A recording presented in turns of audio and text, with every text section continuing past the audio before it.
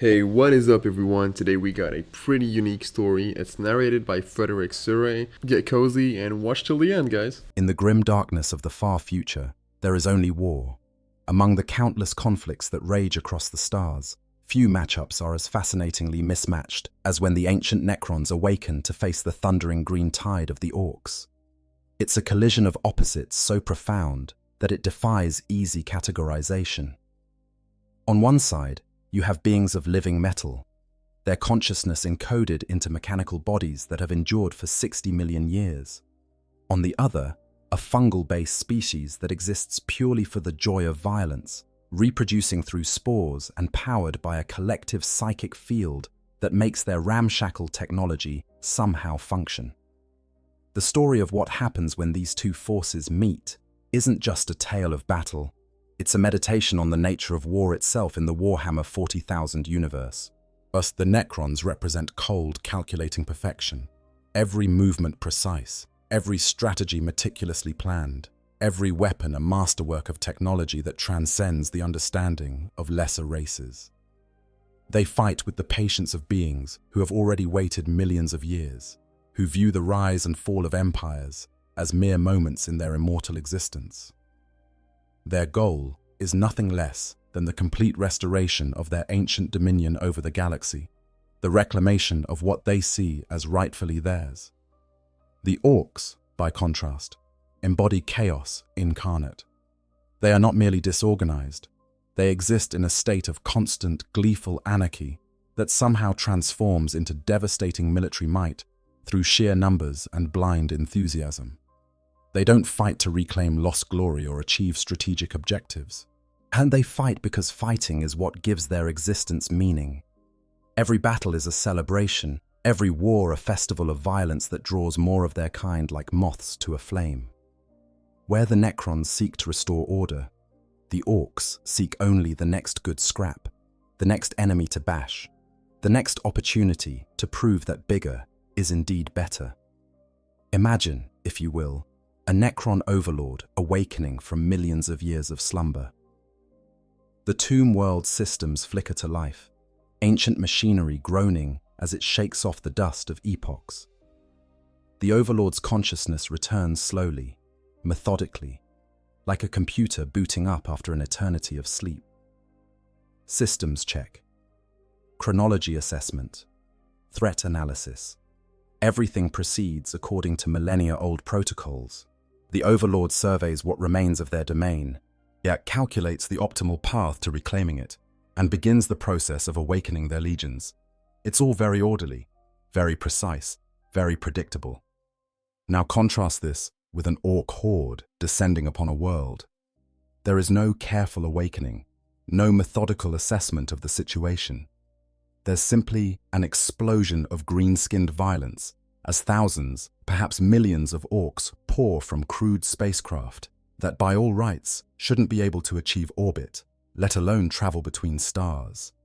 They land with all the grace of a meteor strike, their vehicles crashing into the surface, their warriors spilling out in a tide of roaring enthusiasm. Within hours, they've established a beachhead not through careful planning, but through sheer momentum and the infectious nature of their collective excitement for battle. When these two forces inevitably collide, something remarkable happens. The Necrons deploy their forces with textbook precision, establishing firing lines, setting up overlapping fields of fire, creating kill zones that would annihilate any conventional army. The Orcs look at these carefully constructed defenses and charge directly into them, bellowing war cries that shake the very air. By every logical calculation, this should result in the immediate destruction of the Orc vanguard. And yet, the battle that unfolds is far more complex than simple mathematics would suggest. The Necrons' Gauss weapons begin their terrible work, stripping away matter molecule by molecule, reducing Orc flesh to its component atoms with methodical efficiency.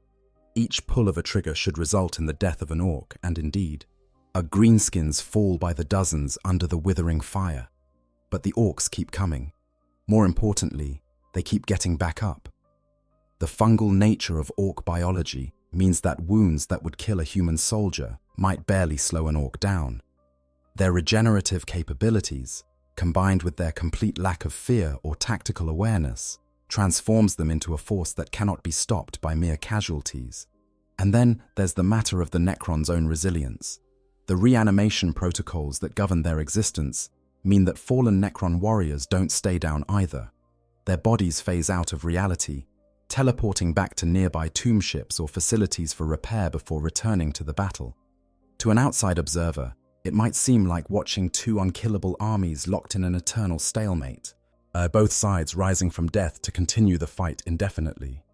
But the reality is far more nuanced than that simple description would suggest.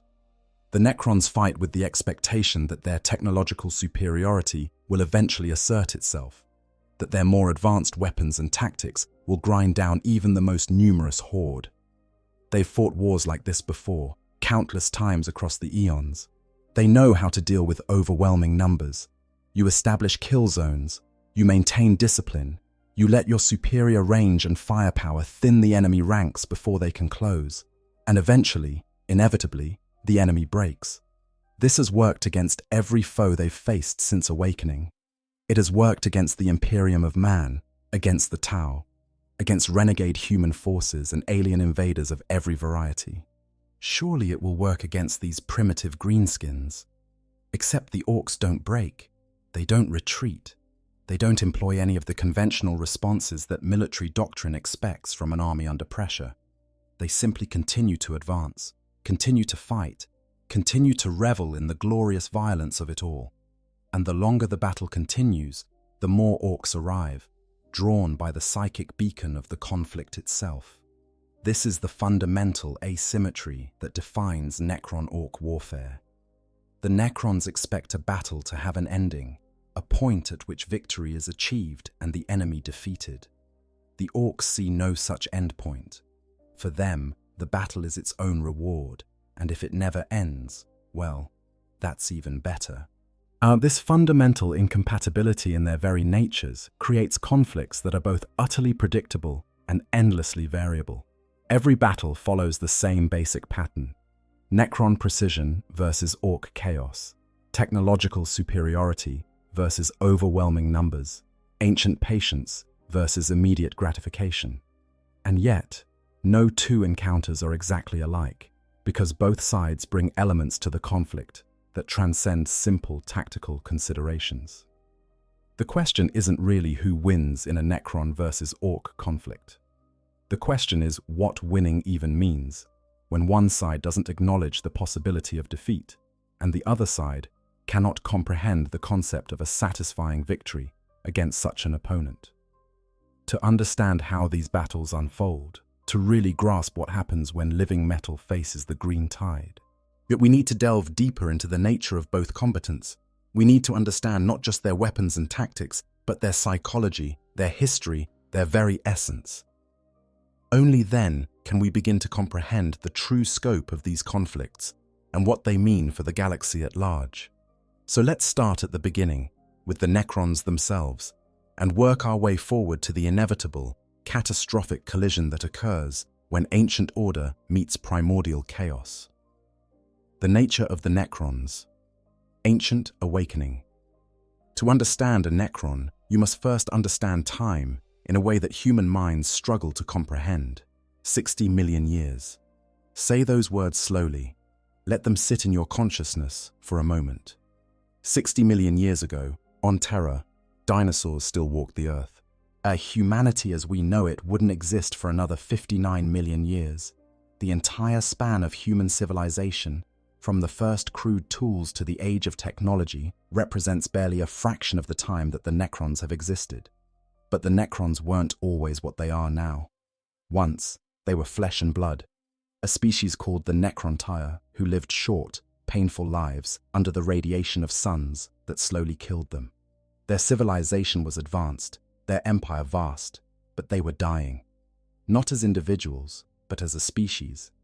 The radiation that powered their worlds was also destroying them, generation after generation, creating a culture obsessed with death and desperate for a solution to their inexorable decline. Their salvation came in the form of beings called the C'tan, entities of pure energy that fed on stars themselves. But the C'tan offered the Necrontyr a gift, immortality, freedom from the weak flesh that betrayed them, transference into bodies of living metal that would never age, never sicken, never die. The Necron Tyre, in their desperation, accepted. What followed was the greatest tragedy in the galaxy's history. The process of biotransference stripped away their souls, leaving only consciousness encoded into mechanical forms. The vast majority of Necron Tyre became the mindless Necron warriors we see today, automata that follow orders without question or will. Only the nobility retained some semblance of their former selves, though even they were fundamentally changed. This history matters because it informs everything about how Necrons approach warfare. They are not conquerors in the traditional sense. They are driven by ideology or greed or the simple joy of expansion. They are reclaimers. Everything they do is focused on restoring what was lost, on taking back the galaxy that was once theirs before they entered their long sleep. When a tomb world awakens and its overlord surveys the current state of the galaxy, they don't see thriving civilizations. They see squatters in their territory, vermin that have infested what rightfully belongs to the Necron dynasties. The awakening process itself is a gradual affair, and this too shapes Necron strategy. First come the basic systems, the tomb world's defense mechanisms, and simple canoptech constructs that maintain the crypts. Then the Necron warriors begin to phase back into reality, row upon row of metallic skeletons that have no memory of what they once were, no desire beyond following the commands of their betters. Gradually, the higher ranks are revived. Lords, then overlords, then perhaps even a pharaoh if the tomb world is important enough. Each level of hierarchy brings greater tactical sophistication, more complex strategic thinking, until finally the tomb world has a functioning command structure capable of conducting military operations. But here's where it gets interesting. Not all tomb worlds awaken perfectly. Millions of years of stasis take their toll, even on technology as advanced as the Necrons possess. Some systems fail, some data is corrupted, some personalities fragment or go mad in the darkness between stars. The result is that every Necron dynasty, every tomb world, every overlord has their own quirks, their own damage, their own unique interpretation of how to proceed. At least some are almost perfectly preserved, their tactical acumen as sharp as it was 60 million years ago. Others are barely functional, their leaders driven by strange obsessions or locked into behavioral loops they cannot escape. This variation becomes crucial when dealing with orcs, because how a Necron force responds to the green tide depends heavily on the state of their leadership and the specific directives that govern their awakening. A perfectly functioning Necron force under the command of a tactical genius like Imhotep the Stormlord will approach an orc invasion with calculated precision, using their superior range and technology to maximum advantage. They'll establish defensive positions that funnel the orcs into killing grounds, use their faster units to harry the enemy flanks, and coordinate their forces with the kind of seamless efficiency that only immortal machines can achieve. But a degraded tomb world under the command of a half-mad overlord might respond very differently. They might fixate on honor duels, demanding to face the orc leadership in single combat. They might deploy in patterns that made sense 60 million years ago, but are hopelessly outdated against modern threats. They might misidentify the orcs entirely, treating them as some enemy from their ancient past and responding with protocols designed for completely different foes. The Necrons' greatest strength, their vast experience and ancient tactical knowledge, becomes a liability when that knowledge is corrupted or misapplied. The Necron approach to warfare is fundamentally about efficiency and inevitability. They don't rush into battle. They calculate the optimal approach and execute it with mechanical precision. Their weapons aren't just guns, they're sophisticated instruments of molecular disintegration that can strip away matter layer by layer, reducing even the toughest armor to its component atoms. The Gauss Flayer, the most basic Necron weapon, would be considered a devastating tool of destruction in the hands of any other race. For the Necrons, it's standard equipment, given to even the lowest warriors in their legions. This technological superiority extends to every aspect of their military doctrine. Necron armor doesn't just deflect hits, it repairs itself, living metal flowing to seal breaches and restore integrity. Their vehicles don't rely on combustion or conventional propulsion. They manipulate fundamental forces of physics to achieve movement. And their aircraft transcend traditional aerodynamics, hovering and maneuvering in ways that would tear apart machines built by lesser races. When Necrons go to war, they bring with them technology that borders on the miraculous, devices that manipulate time, space, and matter itself. But technology alone doesn't define the Necron way of war. There's also the matter of their command structure, which is both their greatest asset and a potential source of weakness. Necron hierarchies are rigid, coded into the very programming of each unit. A Necron warrior doesn't follow orders because it chooses to. It follows orders because it's incapable of doing anything else. This creates armies that move with perfect synchronization, that execute complex maneuvers with flawless precision, that never break formation or route no matter how dire the situation becomes. The overlords who command these forces are different. They retained more of their personality, more of their will, when they underwent biotransference. This means they can adapt, can think creatively, can respond to unexpected situations in ways their warrior subordinates cannot. But it also means they have egos, ambitions, and ancient grudges that sometimes interfere with optimal tactical decisions. A Necron overlord might refuse to retreat from a strategically untenable position, because doing so would dishonor their dynasty. They might commit forces to an objective not because it's militarily important, but because it was significant in some ancient campaign. Or they might ignore sound tactical advice from their subordinates because hierarchy demands that wisdom flows downward, not upward. When this command structure encounters orcs, interesting dynamics emerge. The Necrons expect their enemy to have a command structure, to have leaders whose death or capture would disrupt enemy operations. They deploy assassins to take out orc leadership, not understanding that while killing a war boss might temporarily disrupt the green tide, another will simply rise to take their place. The power vacuum that would cripple a human army barely slows down the orcs, who see the death of their leader as an opportunity for the next biggest and strongest to prove themselves worthy of command. The Necrons also struggle with the concept of orc reproduction. When they eliminate an orc force, as they assume the threat is neutralized, they don't understand, at least not initially, that every orc they kill has already released spores into the environment, that within months or even weeks, more orcs will begin growing from those spores, that the very act of fighting them is sowing the seeds of future conflicts. Some Necron overlords, once they understand this, resort to complete planetary sterilization, burning entire worlds to prevent orc spores from taking root. Others, particularly those whose minds are less flexible or more damaged, continue to fight by the old rules, expecting that eventually, surely, the green tide will simply run out of reinforcements. There's also the matter of how Necrons perceive their enemies. To a Necron, most living beings are barely distinguishable from animals, mayflies whose brief existence barely registers on the vast timescale of immortal consciousness. Orcs, with their crude technology and simplistic culture, might seem even more primitive.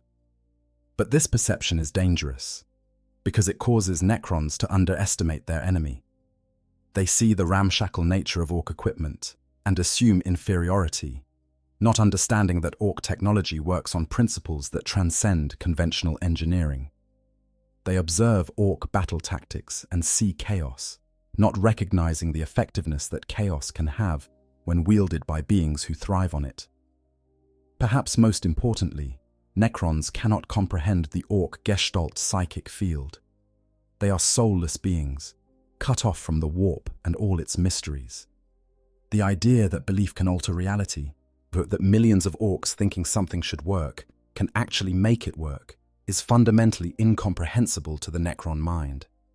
They approach it as a technical problem to be solved, as some form of unknown technology or natural phenomenon that could be explained if only they had enough data. But the truth is stranger and more alien than any Necron database can account for. This combination of factors, the the Necrons' ancient experience, their technological superiority, their rigid command structure, and their fundamental inability to truly understand certain aspects of their enemy, creates a complex picture of how they approach Orc conflicts. They have advantages that should make them unbeatable: better weapons, better armor, better coordination, and immortal bodies that rise again after death. But they also have blind spots, assumptions built on millions of years of experience that don't quite apply when facing an enemy as fundamentally irrational as the Orcs. The question then becomes, how do these ancient calculating beings respond when their carefully laid plans encounter an enemy that doesn't follow any plans at all? What happens when precision meets chaos? When immortal patience faces immediate enthusiasm? When technology that bends the laws of physics confronts belief that rewrites them? To answer that, we need to turn our attention to the other side of this conflict, to understand the Orcs themselves and what makes them such a unique threat in the galaxy's grim darkness. The Greenskin Horde: Understanding Orc Psychology and Culture.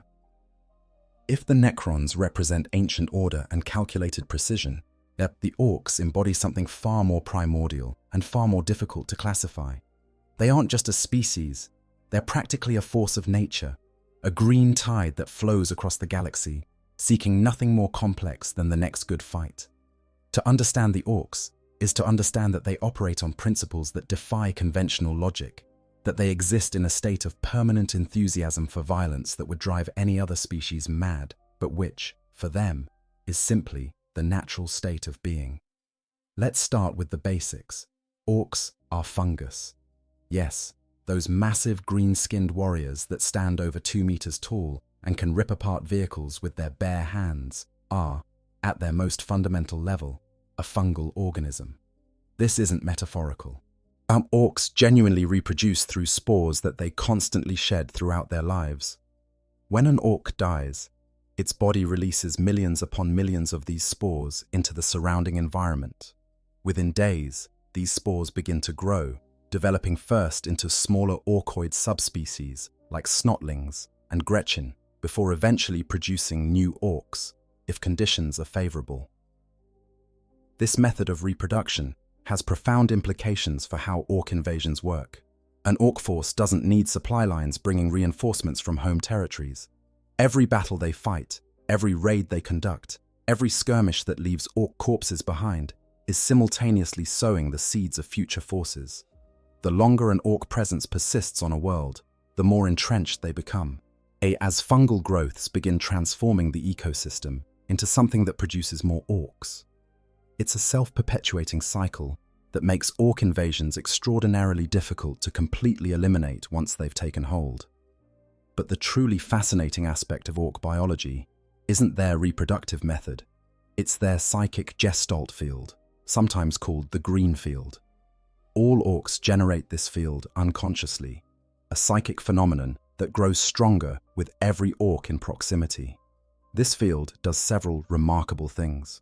First, it creates an instinctive hierarchy based on size and strength. Orcs don't need complex social structures or political systems. They simply know who's bigger and therefore who's in charge. This prevents most internal conflicts from escalating beyond ritualized combat, as smaller orcs will naturally defer to their larger cousins. Second, and far more remarkably, this gestalt field has the power to alter reality itself through collective belief. This is where orc technology becomes truly bizarre. Their vehicles shouldn't work. They're cobbled together from scrap metal, using methods that violate fundamental engineering principles. Their weapons are held together with literal garbage, welds that would never pass inspection, components that don't match specifications. By any rational analysis, orc equipment should fall apart the moment it's used. But it doesn't, because millions of orcs believe it should work, and that collective belief, channeled through their gestalt field, makes it work. This doesn't mean orcs can will anything into existence. The effect is subtle, more like psychic duct tape than reality-warping magic. An orc gun still needs to be approximately gun-shaped and have something resembling a trigger mechanism. But the tolerances can be far looser than conventional technology would allow, held together by the collective expectation of all the orcs who see it. The famous example of this phenomenon is that orc vehicles painted red go faster, not because the paint has any physical property that enhances speed, but because orcs believe red vehicles are faster, and so they are. This creates an interesting dynamic when orcs face Necrons. The Necrons look at orc technology and see primitive junk that shouldn't pose a threat. And they're right by conventional analysis. But that analysis misses the crucial factor of the Gestalt field.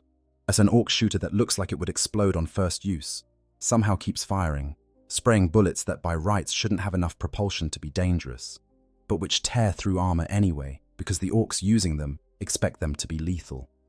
The Necrons can calculate trajectories, measure calibers, assess threat levels, and still be surprised when an orc weapon performs above its apparent specifications. Orc psychology is equally strange and equally crucial to understanding how they fight. They don't experience fear in any meaningful sense. Pain barely registers as more than an irritation.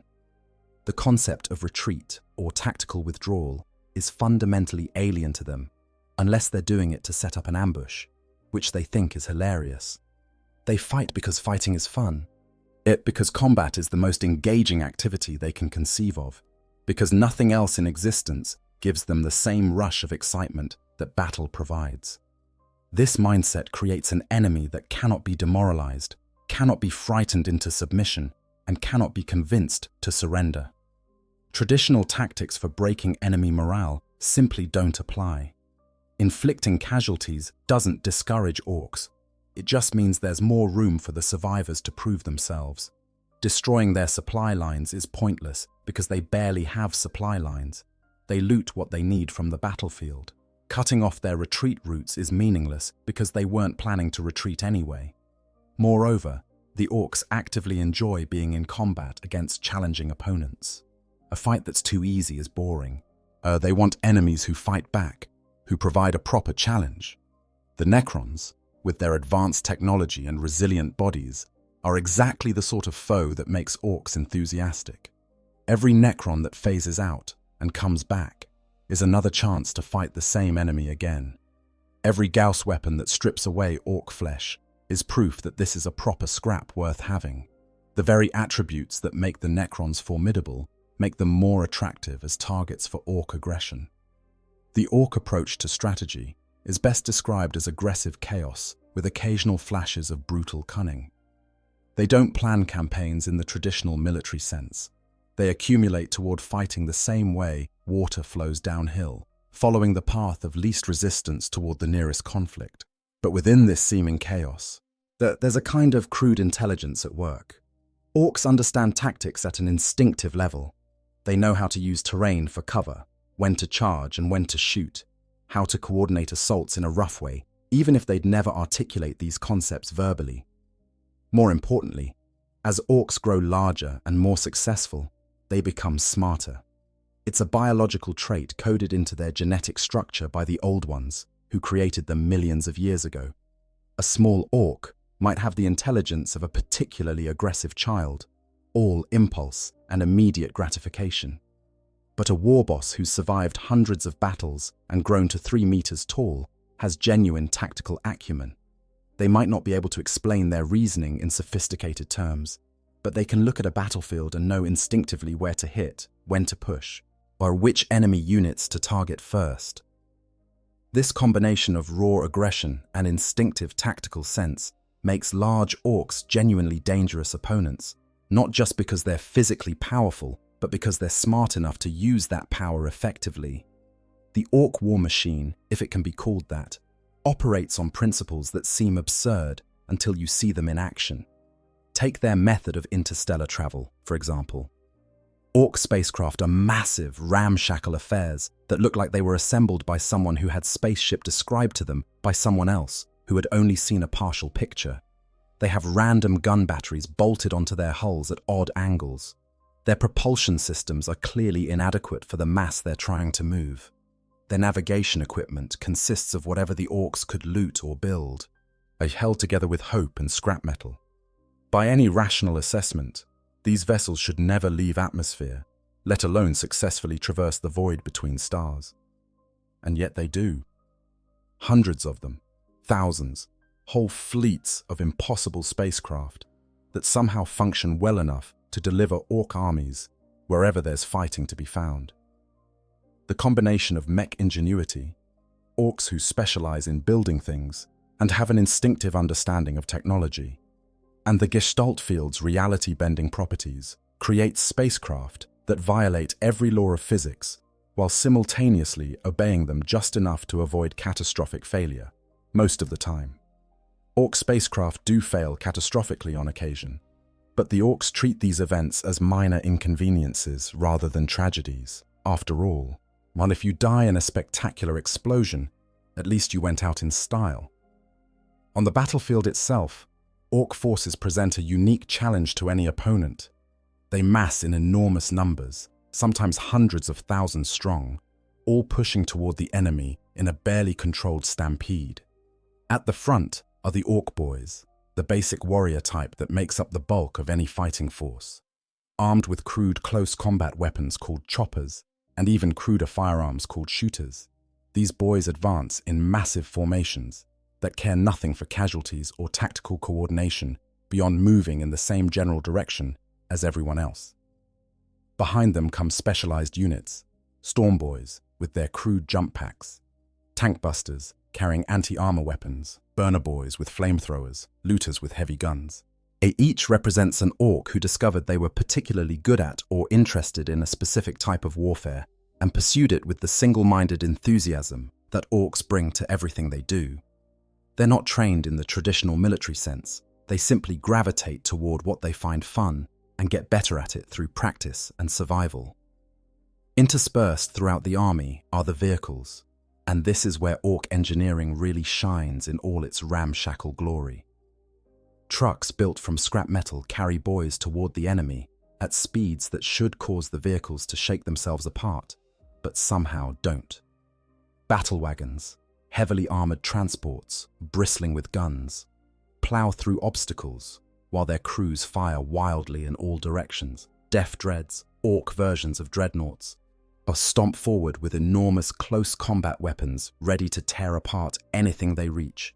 And overhead, Defcopters and Dakar jets scream through the air, providing air support that's more enthusiastic than accurate, but which adds to the overall chaos and destruction.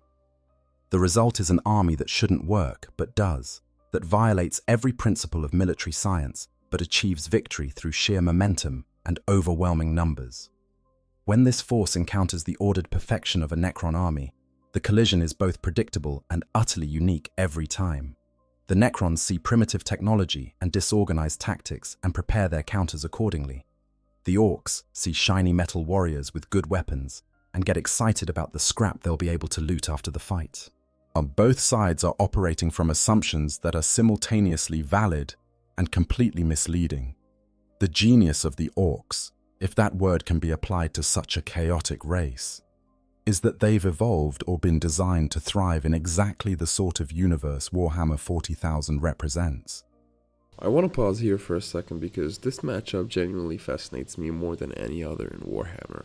Most faction conflicts in 40k have a clear winner on paper. Space Marines beat Guard through superior genetics, Tyranids overwhelmed through numbers, whatever. But Necrons versus Orcs, it's the only matchup where both sides are simultaneously winning and losing by their own metrics. The Necrons rack up kill counts that should break any army, and they still can't claim victory. The Orcs take casualties that would end civilizations, and they're having the time of their lives. Neither side will ever learn the lessons they're supposed to learn, and that's what keeps me coming back to this topic.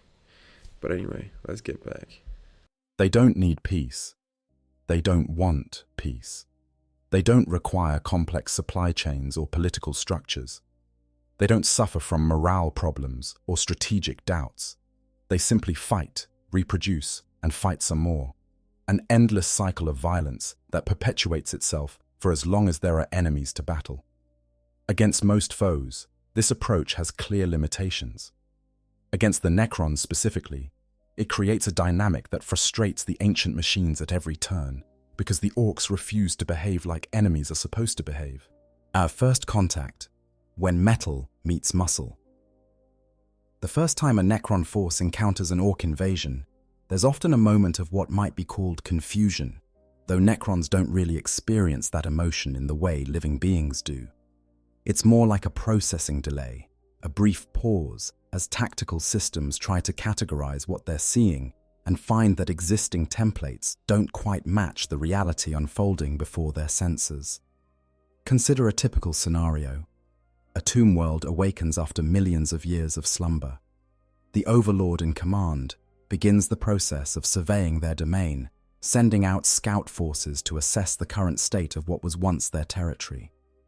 These scouts might be tomb blades, swift anti-gravity craft that phase in and out of reality, or perhaps immortals, but more sophisticated than basic warriors and capable of limited autonomous decision-making. They spread out across the continent, across the hemisphere, across the entire world, building a picture of what exists where their dynasty once ruled. What they find is often disappointing. Lesser races have colonized their worlds, built their primitive structures over the ruins of Necron glory. In many cases, these squatters don't even realize they're living on a tomb world. The Necron structures are buried so deep and hidden so well that surface civilizations never suspect what lies beneath. The Overlord assesses the situation and begins formulating a plan for reclamation. First, eliminate the current inhabitants. Second, restore the world to its proper state. Third, use it as a base for expanding their dynasty's influence. It's all very logical, very orderly, very Necron. Then the Orcs arrive. They don't arrive with warning or preliminary diplomacy. They certainly don't arrive with any concern for who currently owns the planet. Orc spacecraft simply appear in system, having followed some combination of ancient star charts, space hulk drift patterns, and the psychic pull of potential conflict. The fleet, such as it is, makes directly for the planet. Some ships probably crash on approach. This is considered normal and acceptable. The survivors pile out of their wrecked vessels and immediately begin establishing themselves on the surface, not through careful colonization, but through immediate, aggressive expansion of their territory. For the Necrons, this changes the equation entirely. Now there are two lesser species infesting their world. But the obvious solution is to eliminate both, though the Orcs, being more immediately aggressive, might present a more pressing threat than whatever else was already present. The Overlord dispatches forces to deal with this new problem, expecting the engagement to follow familiar patterns. The Orcs will establish defensive positions. The Necrons will use their superior range and firepower to destroy those positions, and eventually, the enemy will retreat or be eliminated. Except nothing goes quite according to plan. The Necron advance begins well enough. Their warriors march in perfect phalanxes, their movement synchronized to the microsecond. They establish firing positions at optimal ranges, their Gauss flayers ready to strip away matter molecule by molecule. Supporting units move into position, destroyers with their heavier weapons, immortals to provide tactical flexibility, perhaps a few Lichguard if this force is commanded by an especially important noble. Everything proceeds with the mechanical precision that defines Necron warfare. It's beautiful in its efficiency, a mathematical certainty given form. Then they make contact with the Orc vanguard, and beautiful precision meets ugly chaos. The Orcs don't establish defensive positions in the conventional sense. They sort of accumulate in certain areas, clustering around whatever big Orc is yelling the loudest, or wherever someone parked a battle wagon. They don't coordinate their advance in any meaningful way. They just surge forward in a green tide, each Orc trying to get to the fighting as quickly as possible. Some are on foot, weapons held high as they bellow incoherent war cries, and others ride in vehicles that look like they should collapse under their own weight, but which somehow keep moving. The faster ones reach the Necron lines first, followed by progressively slower elements, creating waves of assault that hit at irregular intervals. The Necrons open fire, and the slaughter begins immediately. Gauss flayers speak their terrible language, beams of green energy reaching out to touch Orc flesh and armor. Where these beams strike, matter simply ceases to exist, molecules torn apart and converted to energy. Orcs fall by the dozens, by the hundreds, if the Necron force is large enough and properly positioned. For a moment, it seems like the encounter will be a straightforward massacre. The orcs are tough, yes, but they're still made of organic matter that responds predictably to molecular disintegration. But the orcs don't stop. More importantly, they don't slow down. Even as their fellows are being systematically destroyed, the rest of the horde continues its advance with undiminished enthusiasm. Some orcs take wounds that would kill a human 3 times over and just shrug them off, their fungal biology and robust physiology allowing them to continue fighting with injuries that would incapacitate lesser species. Others do fall, but their deaths only seem to excite their companions further, as if the violence itself is intoxicating. For the Necron warriors, this creates no particular problem. They're programmed to fight until destroyed, to follow orders without deviation, to maintain their firing discipline no matter what happens. They continue to shoot, continue to kill, continue to thin the green tide with mechanical efficiency. But for the overlord commanding them, a more complex picture emerges. The enemy is suffering enormous casualties, yet shows no sign of breaking. The expected retreat or rout isn't happening. Instead, the orcs are actually accelerating, their advance becoming faster and more frenzied as they close the distance. The Necrons have faced numerically superior enemies before. They have protocols for dealing with massed infantry assaults. They shift their formations to create overlapping fields of fire, concentrate their heavy weapons on the densest clusters of enemies, deploy their faster units to strike at the flanks and disrupt the enemy's coherence. All of this is executed with perfect precision, and all of it works, in a technical sense. Thousands of orcs die under this withering fire, but thousands more keep coming. Or then, the first orcs reach melee range, and everything changes. Orcs are built for close combat.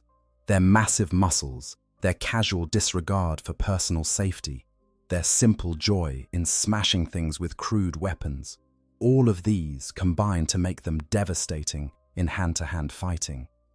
When an orc finally gets within arm's reach of a Necron warrior, the fight becomes visceral and chaotic. Choppers, crude blades of sharpened metal, hammer into living metal bodies. The Necron's superior technology means these weapons shouldn't be very effective, but the sheer strength behind each blow, combined with the relentless assault of multiple orcs ganging up on single targets, begins to tell.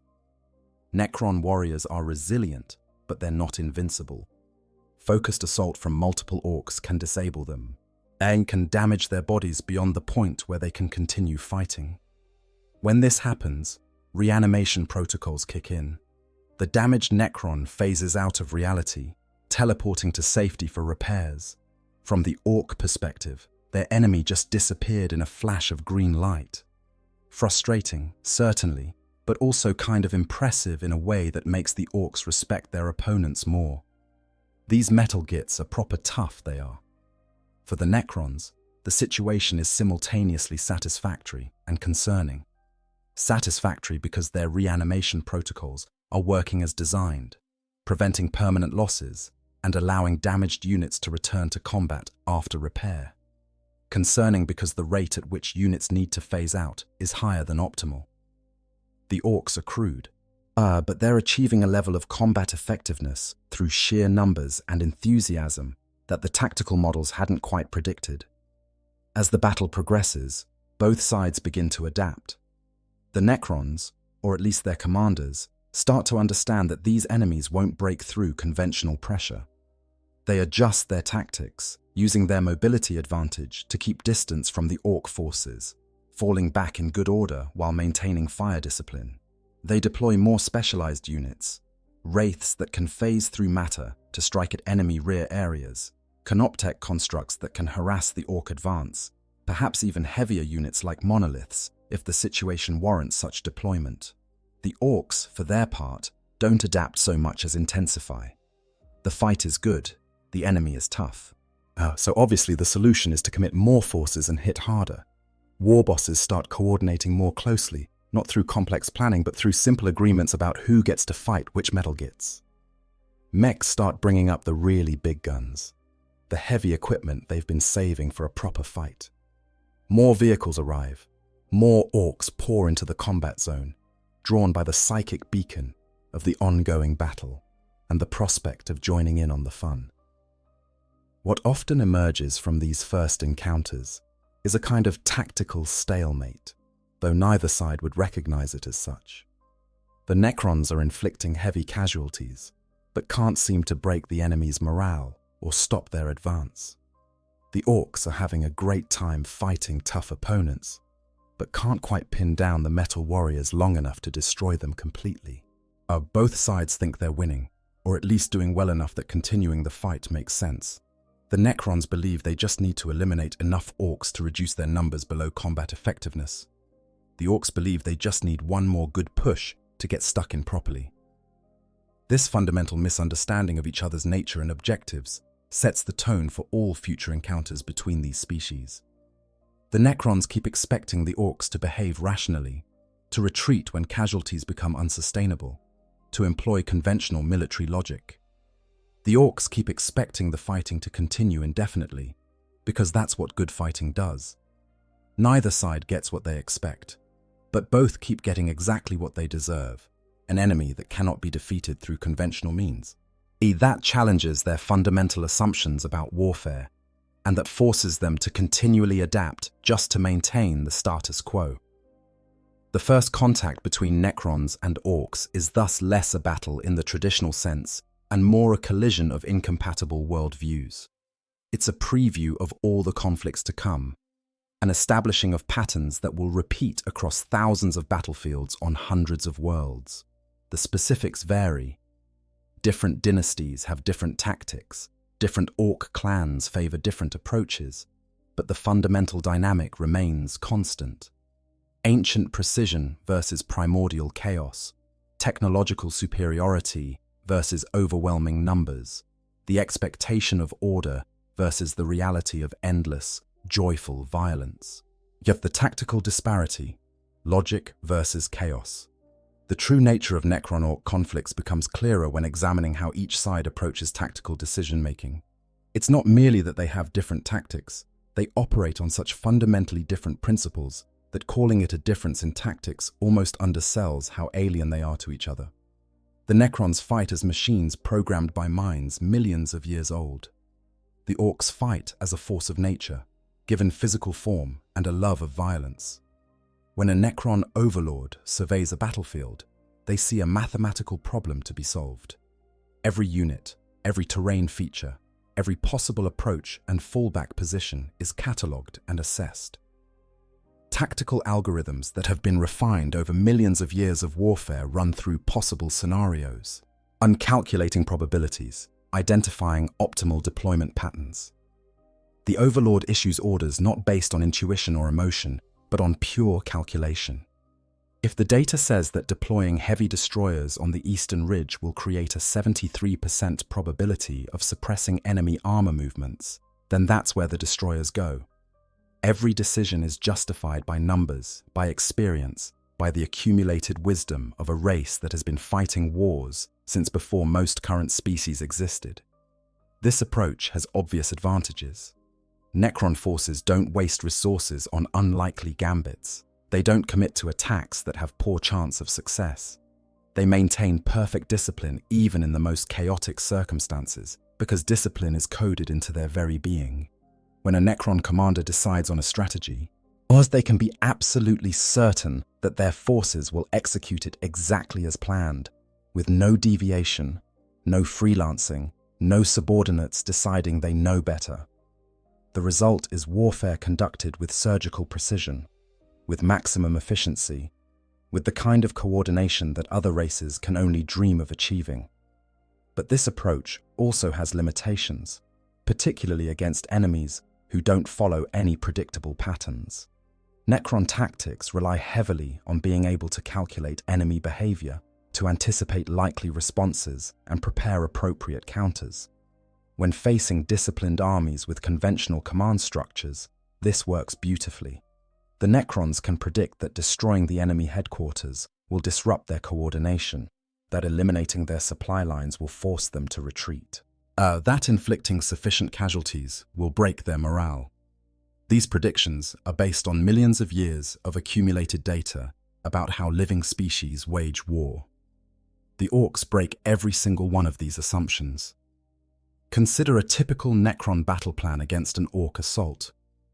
The tactical assessment identifies several key factors. The orcs have numerical superiority, they favor close combat, their equipment is inferior, and they lack apparent coordination. The logical response is to maximize the Necrons' range advantage. Establish firing lines at maximum effective distance. Use mobility to maintain that distance while the orcs advance. Concentrate fire on the largest, most dangerous targets first, the equivalent of enemy command elements. As methodically thin their ranks until enemy combat effectiveness drops below threatening levels.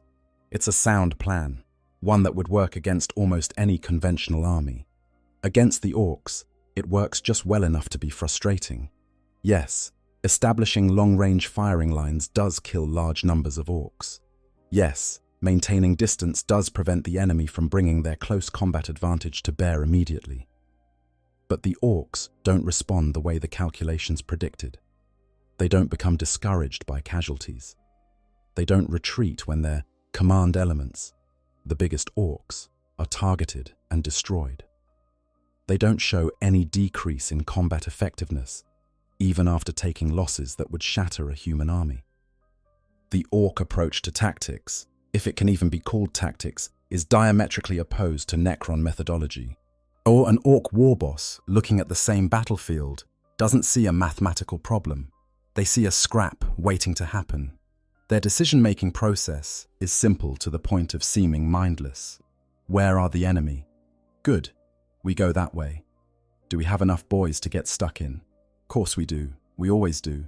Any particularly tough-looking targets? That one there with all the glowy bits. I'll take him myself. Right. Off we go then.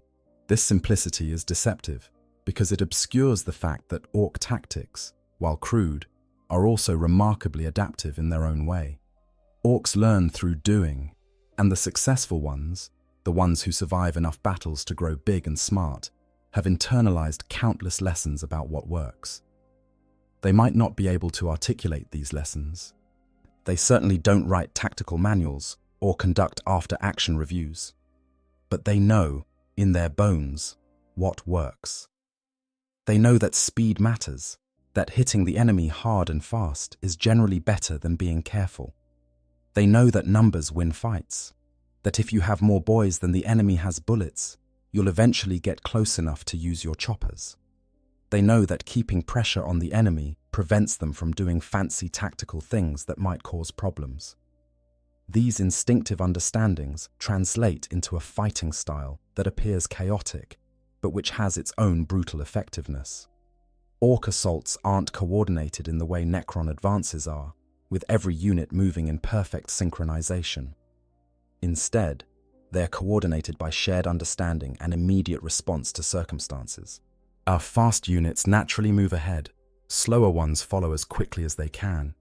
Everyone's general objective is the same: get to the enemy and start fighting, so detailed planning becomes unnecessary. If an opportunity presents itself, nearby orcs will exploit it without needing orders.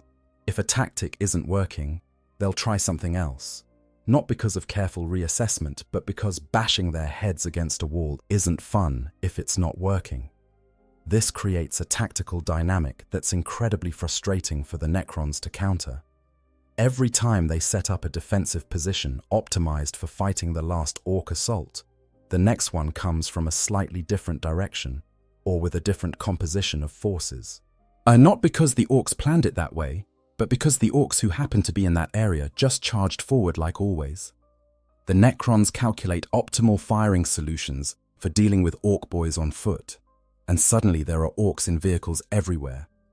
Not because some orc commander made a strategic decision to mechanize their forces, but because some mech built a bunch of new trucks, and everyone thought riding to battle sounded fun. The frustration intensifies when Necron commanders try to identify and eliminate orc leadership. This is a standard tactic that works well against most species. Armies need command structures to function. Disrupt that structure, and the army falls apart. The Necrons deploy specialized units like death marks to assassinate enemy leaders, targeting the largest orcs with devastating firepower. And it works. Not in the sense that they successfully kill whoever they're aiming at. The problem is that killing an orc war boss doesn't disable the orc force the way killing an enemy general would cripple a human army. What actually happens is that the death of a war boss triggers a brief power struggle among the biggest remaining orcs, usually resolved within minutes through violence, and then the newly established leader continues doing basically what the old leader was doing, because all war bosses basically want the same thing: a good fight. From the orc perspective, this is perfectly normal and even desirable. The old boss got killed in a proper fight, which is about the best way an orc can go, and now someone else gets to be boss. From the Necron perspective, it's baffling. They just expended significant resources to eliminate enemy leadership, and the enemy's behavior hasn't changed at all.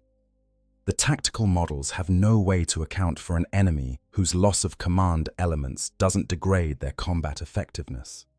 The Necrons also struggle with the orc tendency to actually become more dangerous as the fight continues. This happens because of the Gestalt psychic field that all orcs generate. As more orcs gather in one place, particularly if they're engaged in combat they're enjoying, the field strengthens. This makes them tougher, stronger, more confident, and somehow makes their ramshackle equipment work better. It's a snowball effect that runs counter to normal attrition logic. Typically, armies become less effective as they take casualties, as fatigue sets in, as ammunition runs low. Orc forces can actually become more effective in the middle of a prolonged battle.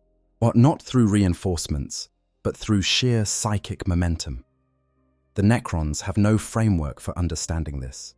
They can measure it, in a sense. Their sensors can detect that orc combat performance is exceeding expected parameters, that enemy units are showing resilience beyond what their physical composition should allow, but they can't explain it in terms their tactical systems can process. They might theorize about some form of biological stimulant, some adrenaline analog that orcs produce under stress. They certainly don't understand that belief is reshaping reality around these greenskins, because the concept is fundamentally at odds with how Necrons understand the universe. This lack of comprehension extends to orc technology as well, when Necron forces capture or examine orc equipment, as the analysis is often deeply confused. The weapons shouldn't work, tolerances are too loose, construction is too crude, critical components are missing or improperly assembled. Yet these same weapons clearly do work. The Necrons have experienced their effects firsthand. The logical conclusion is that there's something they're missing in their analysis, some technology or principle they don't understand. This is correct, in a way, but the truth, that orc technology functions partly because orcs believe it should, is so far outside Necron experience that they never seriously consider it. The result of all these misalignments is that Necron-Orc battles often follow a predictable pattern that neither side fully controls. The Necrons deploy with careful planning, establish optimal positions, and begin inflicting heavy casualties with methodical efficiency. The Orcs charge forward with reckless enthusiasm, take massive losses, and eventually close to melee range through sheer momentum.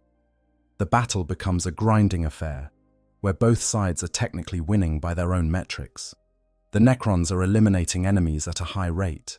The Orcs are having a great fight. But neither achieves anything resembling a decisive victory. This stalemate is particularly evident in longer campaigns. The Necrons will clear an area of Orc forces through superior tactics and firepower, counting the engagement as a success. Then, weeks or months later, more Orcs appear in the same region, grown from the spores left behind by the original force.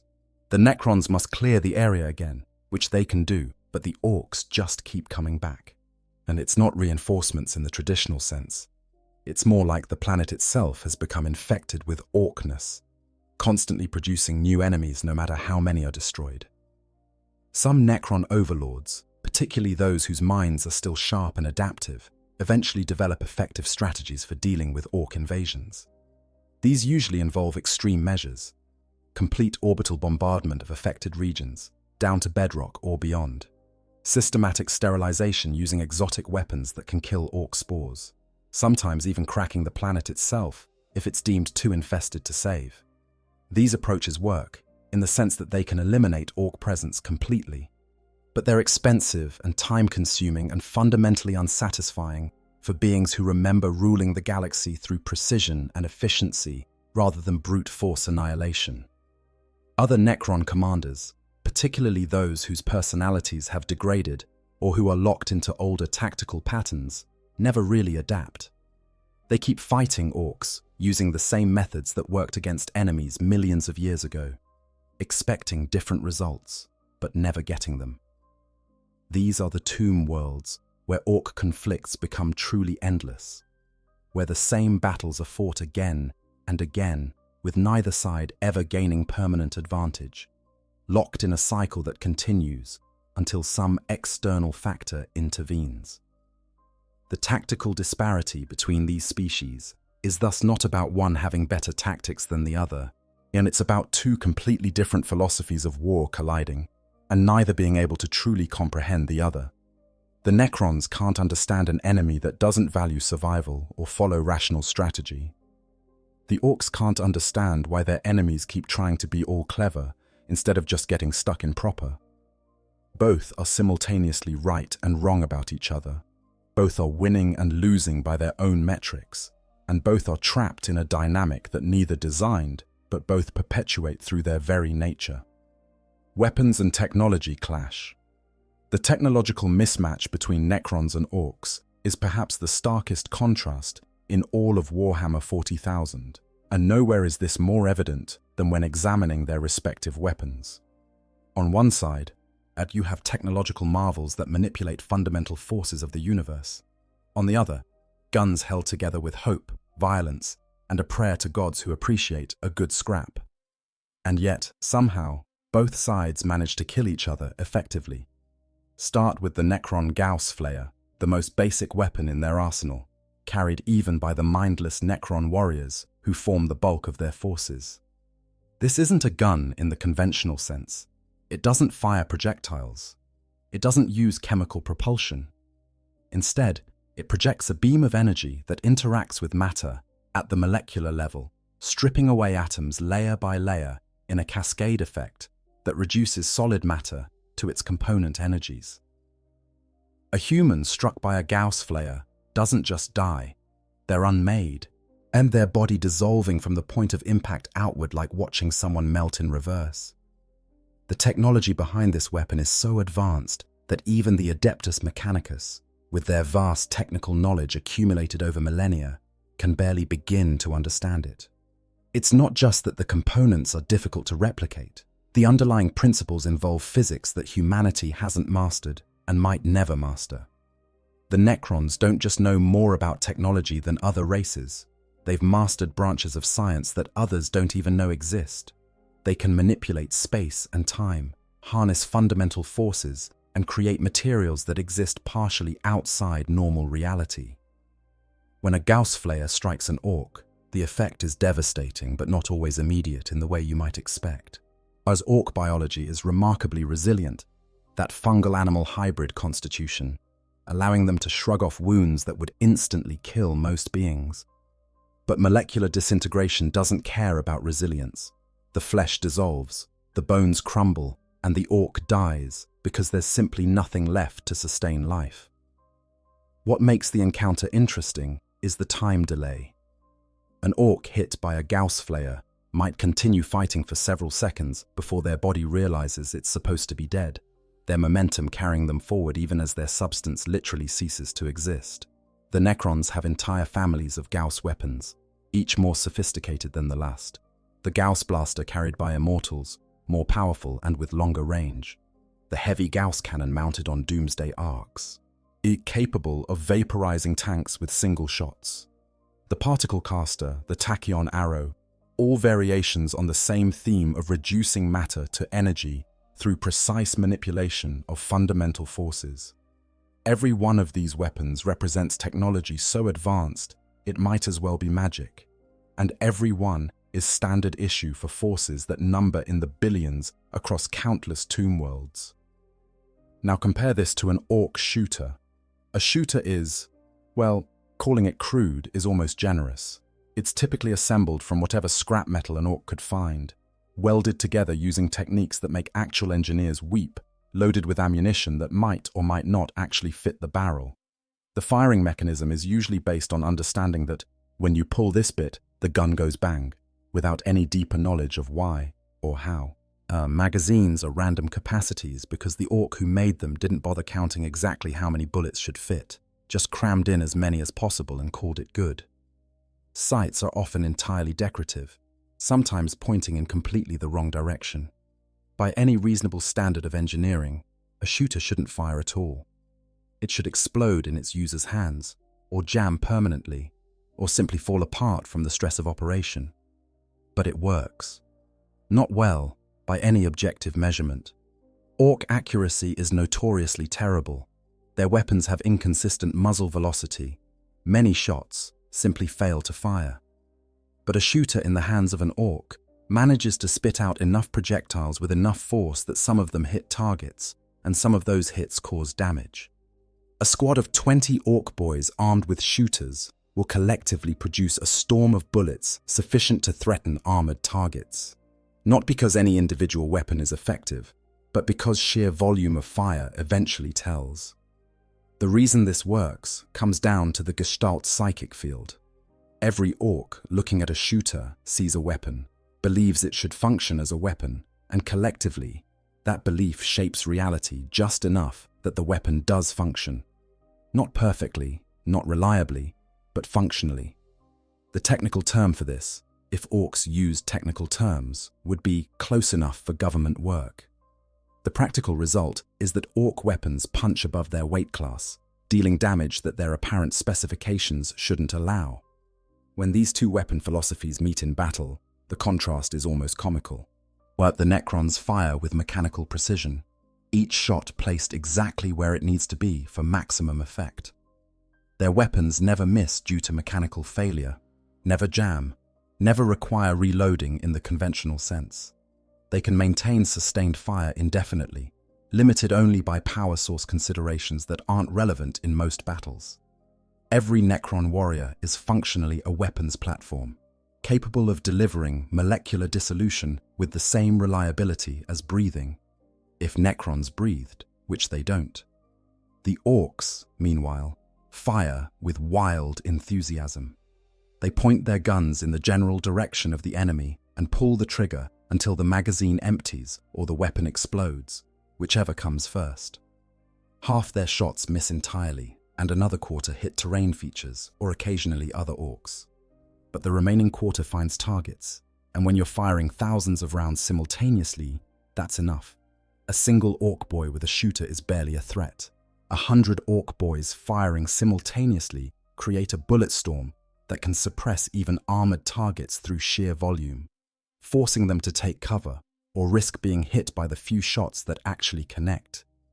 The technology gap extends beyond basic weapons to specialized equipment, and here things get even more interesting. Necrons have tools that seem purpose-built to counter specific threats. Particle whips that can strike multiple targets simultaneously.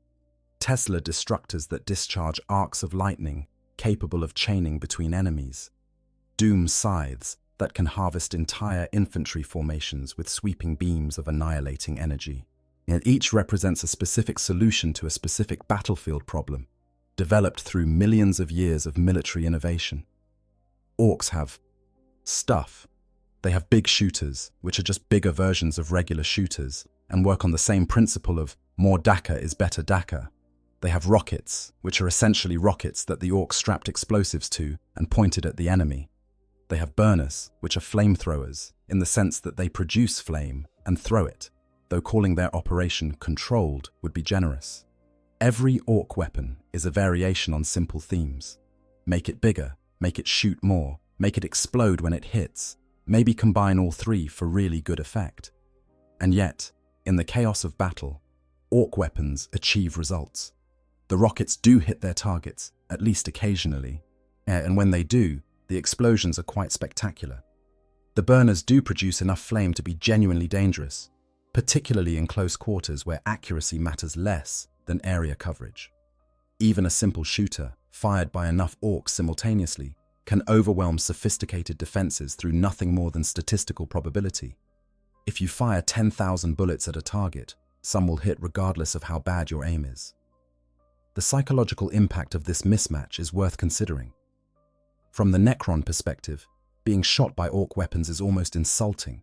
They've been killed by the most sophisticated armaments in the galaxy, weapons designed by species that had mastered physics to levels current races can't imagine. To take damage from something that looks like it was assembled from a garbage heap feels wrong. It shouldn't work. The tactical computers say it shouldn't work, but damaged bodies phasing out for repair prove that it does work somehow, despite all reason and logic. For the orcs, getting shot by Necron weapons is just part of fighting against interesting enemies. Sure, their mates are getting dissolved into nothing, but that's just proof these metal gits are worth fighting. An enemy that can kill you is an enemy worth having a scrap with. The fact that Necron technology is sophisticated beyond orc comprehension doesn't bother them at all. They just see it as more evidence that this is a proper fight against proper tough opponents. If anything, it makes the battle more exciting. The vehicle-mounted weapons showcase this disparity even more dramatically. A Necron Doomsday Ark can level city blocks with its primary cannon, focusing enough destructive energy to crack fortress walls and vaporize everything within the blast radius. The technology that powers this weapon involves warping space-time itself, creating localized distortions that tear apart anything caught in their effect. It's a weapon that required understanding of physics that most races consider theoretical at best. An orc's response to heavy firepower needs is to build a kill cannon, which is basically a very large gun that shoots very large bullets. Or they build a zap gun, which shoots lightning because lightning is impressive and causes damage. The engineering behind these weapons is less calculated and more, we made it real big and reinforced the bits that kept breaking. This shouldn't produce results comparable to sophisticated Necron artillery. But between mech ingenuity and the Gestalt field's reality-bending properties, it somehow does. An orc kill. Cannon hits with roughly equivalent force to much more sophisticated weapons, not because it's well designed, but because the universe has given up trying to enforce physics around orcs. The maintenance requirements for these weapons tell their own story. Necron weapons don't require maintenance in the traditional sense. They're made from living metal that self-repairs minor damage and draws power from sources that don't deplete on reasonable timescales. A Gauss flare can function perfectly for millions of years if it's not catastrophically damaged. If it is damaged, it phases out along with its user and is repaired at the same facilities that restore the warrior's body. The entire system is elegant, efficient, and operates with zero waste or unnecessary complexity. Orc weapons require constant maintenance, or what orcs call maintenance, which is more like aggressive percussive adjustment. If a shooter stops working, you hit it until it works again. If that doesn't help, you add more bits to it and see if that fixes the problem. Orc mechs spend considerable time just keeping their clan's arsenal functional, though functional by orc standards means fires sometimes without exploding. The whole system is chaotic, wasteful, and survives purely because orcs can make new weapons as fast as old ones break down, using materials scavenged from whatever's handy. Despite all these differences, both species manage to arm themselves effectively for their respective fighting styles. Us, the Necrons, have weapons that perfectly complement their tactical approach.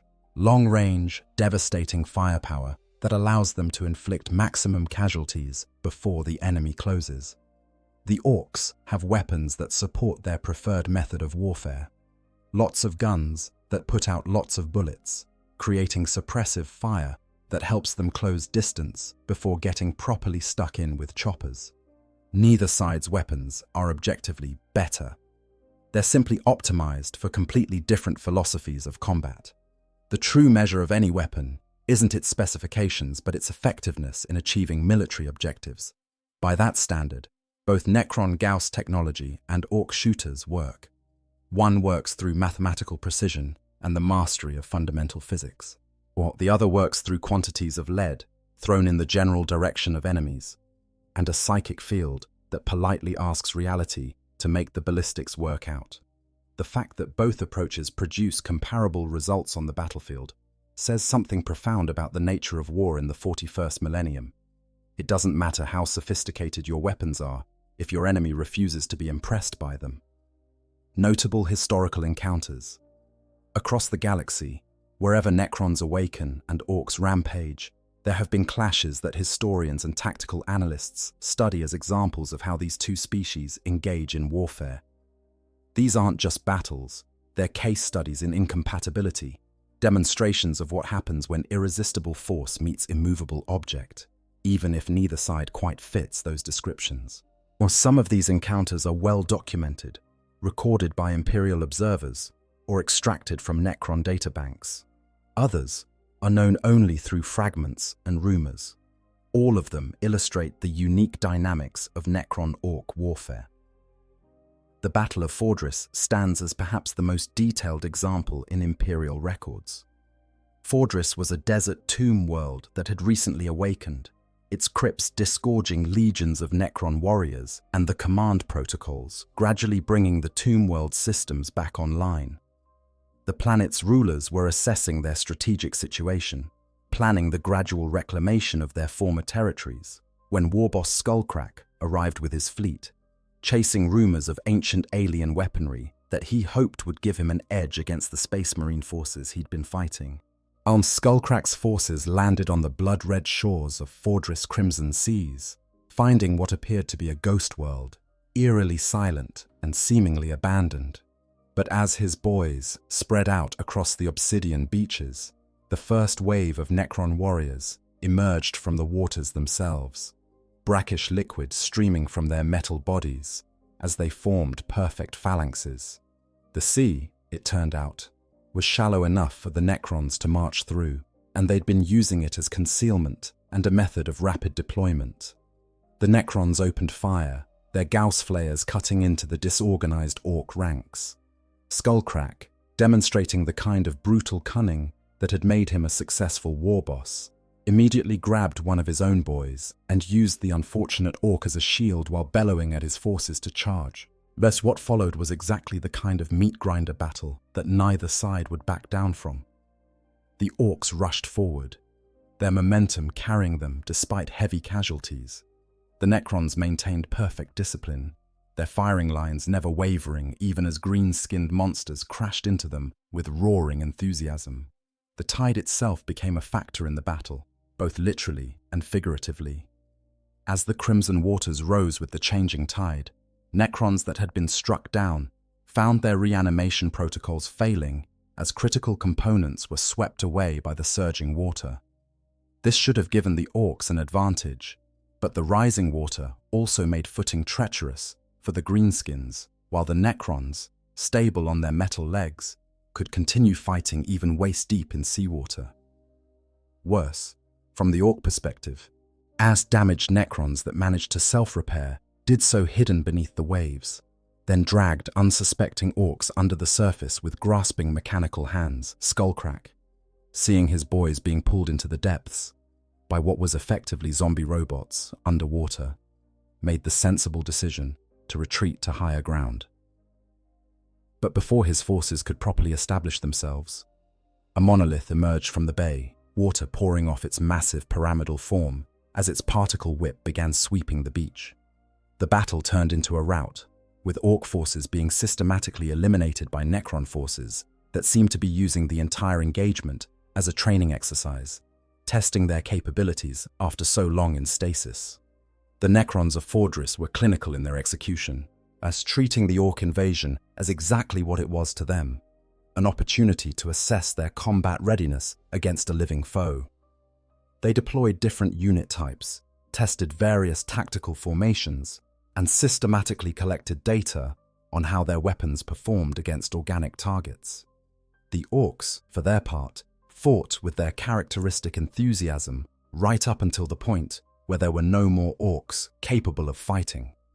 The battle ended in complete Necron victory, with Skullcrack's entire force eliminated, and the Tomb World beginning to plan how to lure other enemies to Farthest for additional testing.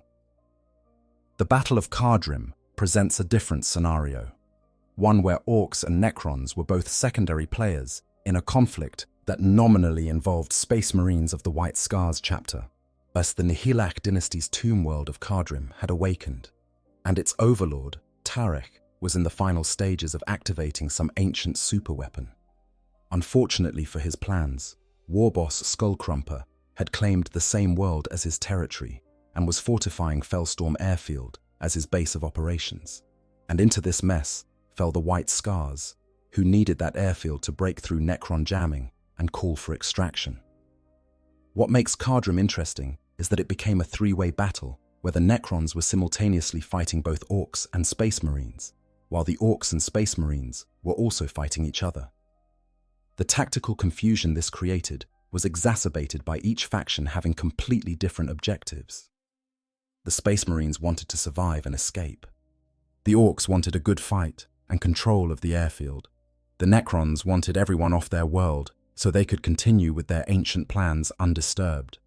The Necrons approached this situation with their characteristic mathematical precision, calculating that the most efficient solution was to eliminate both interloping forces simultaneously. They deployed doom scythes to control the air, preventing anyone from escaping or receiving reinforcements, while ground forces systematically cleared both Space Marine and Orc positions. The problem was that this strategy required the Necrons to fight on multiple fronts against enemies who, while also fighting each other, were both mobile and unpredictable. The Orcs, under Skullcrumper's command, didn't really comprehend the strategic situation. They just knew there were two types of enemies to fight now instead of one, which was obviously better. When the White Scars launched a desperate assault on the airfield, the Orcs defended it with typical green ferocity, not because they particularly cared about the airfield, but because someone was trying to take something they'd claimed. When Necron forces arrived to besiege the same position, the Orcs treated it as an opportunity for an even better fight. Da Crimson Baron, an Orc pilot of some skill and much enthusiasm, became the wild card in the battle. After being shot down once by Space Marines, he managed to acquire a new Dakka jet and lead his squadron in an attack on Necron air forces that were preparing to strafe the airfield. The resulting aerial battle was chaos incarnate, bound with Orc aircraft and Necron doom scythes tangling in the skies while ground-based defenses fired indiscriminately at anything in the air. The Necrons maintained their calculated firing patterns, even as explosions and debris filled the sky around them. The Orcs just flew at their enemies and pulled the trigger, occasionally ramming Necron craft when ammunition ran out, or when it seemed like it might be fun. The battle resolved when the White Scars successfully evacuated, leaving the Necrons and Orcs to continue their conflict without Space Marine interference. The Necrons probably considered this acceptable. One set of enemies had been removed from their world, and the remaining greenskins could be eliminated at leisure. The Orcs were likely disappointed that the Space Marines left before everyone could have one proper three-way brawl. Both species continued fighting on Cardrim long after the White Scars departed, locked in the kind of grinding attritional warfare that neither side knows how to stop. On the world of Fortress's neighboring system, another engagement demonstrated a different aspect of Necron-Orc conflict. A recently awakened tomb world found itself facing an Orc invasion that had grown from spores left behind by a previous conflict that occurred before the Necrons even awakened. The overlord of this tomb world, after analyzing the situation, made the calculated decision that the most efficient solution was complete orbital bombardment, followed by systematic surface sterilization to eliminate any remaining Orc spores. This worked, in a technical sense. The Orc presence was eliminated completely, down to the last spore, but it required the Necrons to essentially render several continents uninhabitable, turning productive territory into radioactive wasteland. For beings who view the galaxy as their rightful domain and who want to reclaim it in working order, this was a suboptimal outcome. The tomb world was now permanently scarred, its value as a base of operations significantly reduced. The Necrons had won the battle but lost something they could never recover, the pristine state of their own world. This pattern repeats across countless engagements. The Necrons can defeat Orc forces through superior tactics and technology, but truly eradicating an Orc presence requires measures so extreme that they often damage the very territory the Necrons are trying to reclaim. And it creates a strategic dilemma that no Necron tactical database has a good solution for. They can win every battle, but still lose the broader campaign, if winning means destroying everything they're fighting to preserve. Some Necron dynasties have developed specialized protocols for dealing with Orc infestations. The Sautek dynasty, under Pharaoh Imhotep, the Stormlord, employs comprehensive anti-spore strategies that involve deploying canoptek constructs to hunt down and eliminate growing Orc ecosystems before they can produce combat-ready greenskins. The Mefret dynasty favors overwhelming firepower, using solar-based weapons to sterilize affected areas with temperatures hot enough to burn away every trace of organic matter. While each dynasty develops its own approach, based on its particular circumstances and the personality quirks of its leadership. But no dynasty has found a perfect solution, because perfect solutions don't exist when fighting Orcs. Every engagement teaches the Necrons new tactical lessons, shows them new capabilities they didn't know Orcs possessed, introduces new complications to their strategic calculus. And every engagement is fun for the Orcs, regardless of outcome, which means they keep coming back for more, drawn by the promise of good scraps against tough opponents. The historical record of Necron-Orc conflicts is thus a chronicle of battles won and territories temporarily cleared, but never of final victory, because final victory would require changing the fundamental nature of both species. Known the pattern holds true across thousands of worlds and millions of years of sporadic conflict. The Necrons awaken, find Orcs on or near their territory, deploy their forces with calculated precision, achieve tactical victories, and discover that strategic victory remains elusive. The Orcs arrive, find metal warriors worth fighting, have a great time even when they're losing, and ensure through their spores that more Orcs will follow. Neither side learns the lessons the other wishes they would, and so the cycle continues, world after world, battle after battle, an eternal conflict between those who seek to impose order and those who embody chaos. The psychological warfare that isn't. In conventional warfare, psychological operations form a crucial component of military strategy, demoralizing the enemy, breaking their will to fight. They are creating fear and uncertainty. These tactics can be as effective as physical assault, sometimes more so. Entire armies have crumbled without significant combat, simply because their soldiers no longer believed victory was possible. The Imperium of Man has entire divisions dedicated to propaganda and psychological warfare, understanding that winning minds can be just as important as winning battles. The Necrons understand this principle, having waged psychological warfare for millions of years against countless species. They deploy specialized units designed specifically to terrorize enemies. Flayed Ones, for example, are Necrons afflicted with a techno-virus that drives them to wear the skin of their victims, creating nightmarish figures that emerge from shadows to slash at enemies with contaminated talons. Citan shards, fragments of godlike beings, can project an aura of existential dread so powerful that mortal minds break in their presence. Deathmarks phase in from another dimension to assassinate enemy leaders, sending a clear message that nowhere is safe from Necron retribution. These tactics work beautifully against most enemies. Human soldiers will break and run when faced with reanimating metal corpses that refuse to stay dead. Tau forces, despite their technological sophistication, struggle with the psychological impact of fighting enemies that return from death repeatedly. Even Space Marines, psychologically conditioned to resist fear, find Necron warfare unnerving when they kill the same enemy warrior multiple times in a single battle. The Necron's very nature as undying machines serves as psychological warfare, eroding enemy morale with every warrior that rises again after being struck down. Against Orcs, psychological warfare is completely meaningless. It's not that Orcs are resistant to psychological manipulation. Resistance implies that the tactic is having some effect that's being resisted. Orcs simply don't have the psychological frameworks that would allow morale-based tactics to work. Fear, in the way most species experience it, doesn't register in orc psychology. When a flayed one emerges from shadows wearing the skin of their fellow orcs, the surviving greenskins don't feel terror. They feel interest, maybe approval, at the impressive way their mate got killed. That's proper brutal, that is. The psychological impact the Necrons intended doesn't translate, while the reanimation protocols that cause other species such distress actually make orcs more enthusiastic about fighting Necrons. Every time a Necron warrior gets back up after being smashed down, the orcs interpret this as evidence that they've found worthwhile opponents. These gits keep getting back up. This is a right good scrap. What should demoralize them instead validates their choice of enemies.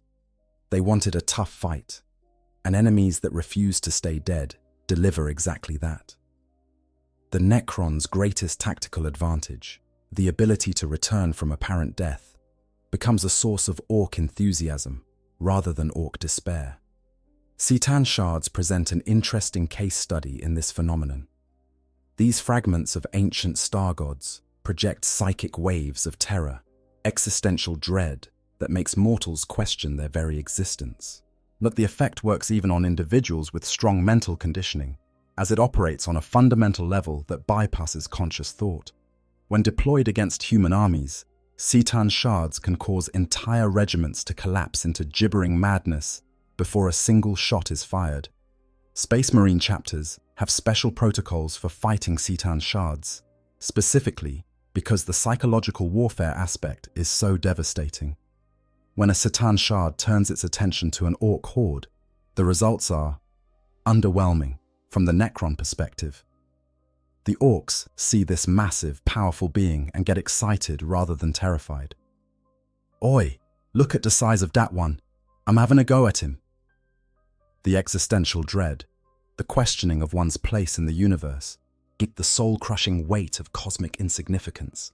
None of this lands with creatures who barely have a concept of tomorrow, let alone cosmic significance. Orcs exist firmly in the present moment, concerned primarily with immediate physical realities: who to fight, how to fight them, where the best loot is. Psychological attacks that operate on complex emotional states or philosophical anxieties simply miss their target entirely. The Deathmark assassination strategy reveals another facet of this problem. Deathmarks are designed to eliminate enemy leadership and specialists, creating confusion and disrupting command structures. Against human forces, this is devastatingly effective. Kill the general, and the army loses coordination. Eliminate the officer corps, and soldiers don't know what orders to follow. Even Space Marines, yet with their decentralized command structures, feel the impact when key leaders are removed from battle. The Deathmarks phase in, eliminate their target, and phase out, leaving behind chaos and terror. Orcs respond to losing their leaders by immediately determining who's biggest among the survivors, and following that orc instead. The entire succession crisis resolves in seconds, usually through one orc punching another and claiming the role. There's no confusion, no disruption of command structure, because orc command structure is so simple and instinctive that it doesn't need formal succession planning. The psychological impact of seeing your leader assassinated by an unseen enemy, non-existent. The orcs either didn't notice it happening because they were busy fighting, or they did notice and thought it was a good death for the boss, or worthy of respect. The Necrons, being logical entities, do eventually realize that standard psychological warfare tactics aren't effective against orcs. But because they approach everything through the lens of data analysis and tactical calculation, they try to develop new psychological approaches that might work better. This leads to some creative applications of terror tactics that still ultimately fail to achieve their intended objectives. Some Necron overlords try overwhelming displays of power, reasoning that even orcs must feel some intimidation when faced with truly overwhelming force. They deploy monoliths, massive pyramidal war engines that dwarf even the largest orc vehicles. These constructs float above the battlefield, or particle whips scything through orc formations while teleportation beams extract damaged Necrons and deposit fresh warriors into the fight. The psychological message is clear. We are inevitable, we are eternal, resistance is pointless. Other armies see monoliths and feel despair. Orcs see monoliths and think, that's a good target, that is. The bigger the enemy, the more impressive it is to beat them. A monolith isn't a source of intimidation. It's a challenge, an opportunity for glory, something to gather all the boys and have a proper go at. The psychological warfare becomes psychological encouragement, motivating orcs to fight harder rather than discouraging them from fighting at all. Other Necron forces try intimidation through superiority, making shows of their technological advancement to demonstrate the futility of resistance. They deploy units that phase in and out of reality, demonstrating mastery over dimensions orcs can't even conceptualize. They use chronometers to manipulate local time, showing that they control forces beyond mortal ken. They communicate only through mechanical voices devoid of emotion, emphasizing their inhuman nature and psychological otherworldliness. The orcs remain unimpressed. Fancy tricks are interesting, sure, but they're not scary. If anything, they make the Necrons seem even more like proper tough opponents worth fighting. Did you see that git disappear? That's orky, that is. The more the Necrons demonstrate their advanced capabilities, the more the orcs appreciate having such impressive enemies to fight against. The psychological intimidation converts directly into orc respect, which is not the intended outcome at all. And some Necron commanders, particularly those whose personalities have degraded or who are locked into ancient behavioral patterns, never accept that psychological warfare doesn't work against orcs. They keep deploying terror units, keep trying to break enemy morale, keep expecting that eventually, surely, these primitive beings will understand what they're supposed to be afraid of. These commanders become frustrated, or as frustrated as Necrons get, by an enemy that refuses to respond appropriately to psychological pressure. Their tactical databases have no category for enemy is too stupid to be intimidated, so they keep trying variations of approaches that can never work against beings who experience joy in combat rather than fear. The more sophisticated Necron leaders do adapt, eventually. Instead of trying to demoralize orcs, they focus on exploiting the greenskins' predictable behaviors. They understand that orcs will always charge toward the biggest threat, so they use this to create kill zones and funnel the green tide into prepared positions. They recognize that orcs will always try to loot interesting technology, so they set traps baited with tempting equipment. They acknowledge that psychological warfare is pointless and redirect those resources toward more effective tactical applications. But even this adaptation has limits, because the fundamental problem remains. The Necrons are trying to fight an enemy that doesn't recognize the concept of losing morale or psychological defeat. Every tool in their arsenal designed to break enemy simply doesn't apply to orcs. Yet the closest equivalent would be trying to use psychological warfare against a natural disaster. The hurricane doesn't care how frightening you appear, it's just going to continue being a hurricane. Orcs are similar. They're a force that cannot be demoralized because they lack the psychological architecture that would make demoralization possible. This creates a strange situation where one of the Necron's significant advantages becomes completely irrelevant in Necron-Orc conflicts. Their ability to inspire terror, to wear down enemy will, to achieve victory through psychological dominance. All of this sophisticated capability is wasted against opponents who greet each escalation with enthusiasm rather than dread. The Necrons possess tools that could break the morale of entire armies. But those tools sit unused because the enemy genuinely doesn't understand what they're supposed to be afraid of. The irony is that, if orcs understood psychology enough to be affected by psychological warfare, they wouldn't be orcs anymore. The very traits that make them immune to demoralization, their simple, violence-focused psychology, their present-moment existence, their genuine joy in combat, are the same traits that define their species. A psychologically sophisticated orc capable of feeling existential dread about fighting unkillable metal warriors would be such a different creature that calling it an orc would be misleading. The Necrons are trying to intimidate beings whose entire existence is built around not being intimidated by anything, and wondering why their sophisticated psychological warfare achieves nothing. Gauss Flayers versus Green Tide. When the discussion turns to pure combat efficiency, to the brutal mathematics of violence, the confrontation between Necron Gauss Flayers and massed Orc infantry becomes a textbook study in quantity versus quality. On paper, this matchup shouldn't even be competitive. The Necrons have weapons that reduce matter to its component atoms. The Orcs have bodies made of flesh, however tough and fungal that flesh might be. Simple physics suggests this ends one way, with green corpses littering the battlefield in impressive numbers. Reality, as usual when Orcs are involved, proves more complex than simple physics would predict. A single Necron warrior with a Gauss Flayer is a remarkably effective weapons platform. The weapon never jams, never requires reloading. It never suffers accuracy degradation from component wear. Each shot strips away matter with mechanical inevitability, creating wounds that cannot be healed through normal means because the matter being healed simply no longer exists. The Necron carrying this weapon has perfect aim, compensating for wind, gravity, target movement, and countless other variables automatically. It can fire continuously for hours without fatigue, without loss of accuracy, without any of the limitations that afflict organic snipers. In an idealized one-on-one engagement, a Necron warrior with a Gauss Flayer will kill its target with mathematical certainty.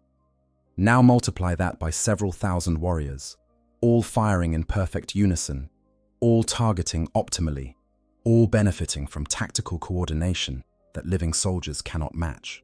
The result should be a killing field, so effective that no infantry force could hope to cross it. The Necrons can establish firing lines that cover entire approaches, can coordinate their volleys to maximize casualties, can maintain this level of performance indefinitely. They fought battles that lasted months, where warrior phalanxes held their positions without break, without rotation, without any degradation in combat effectiveness. They are, in every measurable way, the perfect defensive infantry force. The Orc response to this perfect defense is to send more Orcs than the Necrons have bullets. Except the Necrons don't use bullets, and more Orcs is such an understated description that it barely captures the reality. When an Orc attack force properly mobilizes, we're not talking about hundreds or even thousands. A proper Orc advance consists of tens of thousands of greenskins, sometimes hundreds of thousands, an actual tide of green flesh and crude armor and weapons held high in anticipation of violence. They advance in a mass that seems to defy possibility, packed so densely that falling Orcs are literally held upright by the press of bodies around them. The Necron firing line opens up, and Orcs begin dying immediately. Gauss Flayers speak their deadly language, and where their beams touch Orc flesh, that flesh ceases to exist. An Orc hit in the chest finds that chest simply gone, dissolved into energy, the wound cauterized by the very weapon that created it. Death is instant for most hits, the body unable to maintain function when critical organs are unmade. Orcs fall by the dozens with every volley, of bodies crumpling or more often simply dissolving before they can hit the ground. A human wave attack against this firepower would break within minutes, the survivors fleeing in terror as they watch their comrades vaporized. Orc survivors don't flee, they accelerate. Recognizing that their mates are dying means they need to close the distance faster, need to get stuck in before all the fun happens without them. The Necrons maintain perfect discipline, perfect firing patterns, perfect target prioritization. They're killing Orcs faster than those Orcs can replace themselves. The mathematics clearly favor the defenders, and yet the green tide keeps coming. Here's where fungal biology becomes relevant in ways the Necrons struggle to quantify. An Orc shot through the torso by a Gauss Flayer should die instantly, and most do, but some don't.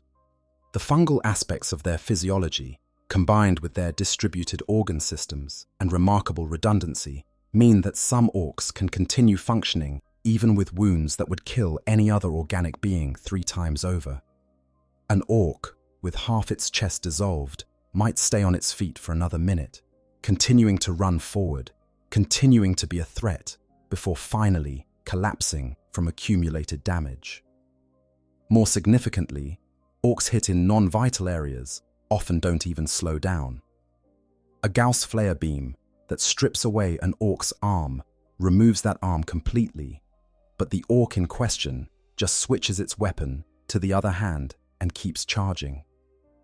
Leg's wounds that would cripple humans barely slow an orc's advance, the remaining leg supporting their weight through sheer muscular power. Even head wounds, which should be instantly fatal, sometimes aren't. Orc skulls are thick enough that glancing hits might strip away only skull and surface tissue, leaving the brain intact and the orc more angry than injured. The result is that while Necron fire is devastatingly effective, it's not quite as effective as pure calculations suggest. The expected casualty to shots ratio holds true, but the definition of casualty becomes fuzzy when your enemy can lose significant body parts and still pose a threat. The Necrons are playing a game where they need to eliminate 100% of an orc to make it stop fighting, while the orcs are playing a game where 60% of an orc can still use a chopper quite effectively. Then there's the matter of what happens when the orcs close to melee range, which they inevitably do through sheer momentum and numbers. Yet the first orcs to reach the Necron lines have survived Gauss fire that killed thousands of their fellows. They're either incredibly lucky, incredibly tough, or both. They're also extremely enthusiastic about finally getting to use their choppers after running through all that shooting. What follows is close combat that the Necrons are not particularly optimized for. Necron warriors are durable, but not invincible in melee. Their necrodermis bodies can take significant punishment, and their strength exceeds human norms. But they're not designed as close combat specialists. Their purpose is to march forward and shoot, with melee being a last resort. When an orc reaches them and starts swinging, the warrior's response is competent, but not overwhelming. They fight back with whatever melee capability they possess. But their real defensive advantage is the reanimation protocol. Get damaged badly enough, phase out, get repaired, return to battle. The problem is that phasing out takes time and resources. A Necron warrior that has to leave combat for repairs is no longer contributing to the firing line that's supposed to be holding off the green tide. Multiply this by dozens or hundreds of warriors being engaged in melee simultaneously, and the carefully constructed defensive position starts developing gaps. Those gaps allow more orcs through. More orcs in melee means more Necrons phasing out. It's a feedback loop that the Necrons can counter with proper tactical repositioning, but which creates complications their mathematically perfect defense wasn't designed to handle. The orc perspective on all this is characteristically straightforward. Getting shot at by Gauss weapons is unpleasant. They'd rather not be dissolved into energy, but it's part of getting to the good part, which is hitting things with choppers. Every orc that survives the approach run considers themselves lucky and privileged to have made it to the fun part. They don't think about the tactical implications or the strategic situation. They just know they're finally in hitting range and can start properly fighting. When a mob of orcs crashes into a Necron firing line, it's chaos meeting order, and chaos is in its element. The orcs don't coordinate their assaults in any formal sense. They just swing at whatever's in front of them with maximum enthusiasm. But there's a kind of emergent coordination in their attacks, a natural flow to how they gang up on targets, and how they instinctively go for joints and weak points even without formal training. They're not skilled fighters in the technical sense, but they're effective fighters in the practical sense, and against enemies that rely on positioning and coordination, their chaotic approach creates unpredictable complications. The Necrons respond with tactical precision. Units that are heavily engaged signal for support. Fresh warriors move up to replace those that have phased out. Heavier units like Lich Guard, if available, advance to counter the orc assault with superior melee capabilities. The command structure calculates optimal responses and implements them with mechanical efficiency. On paper, this should allow them to weather the assault and restore their defensive integrity.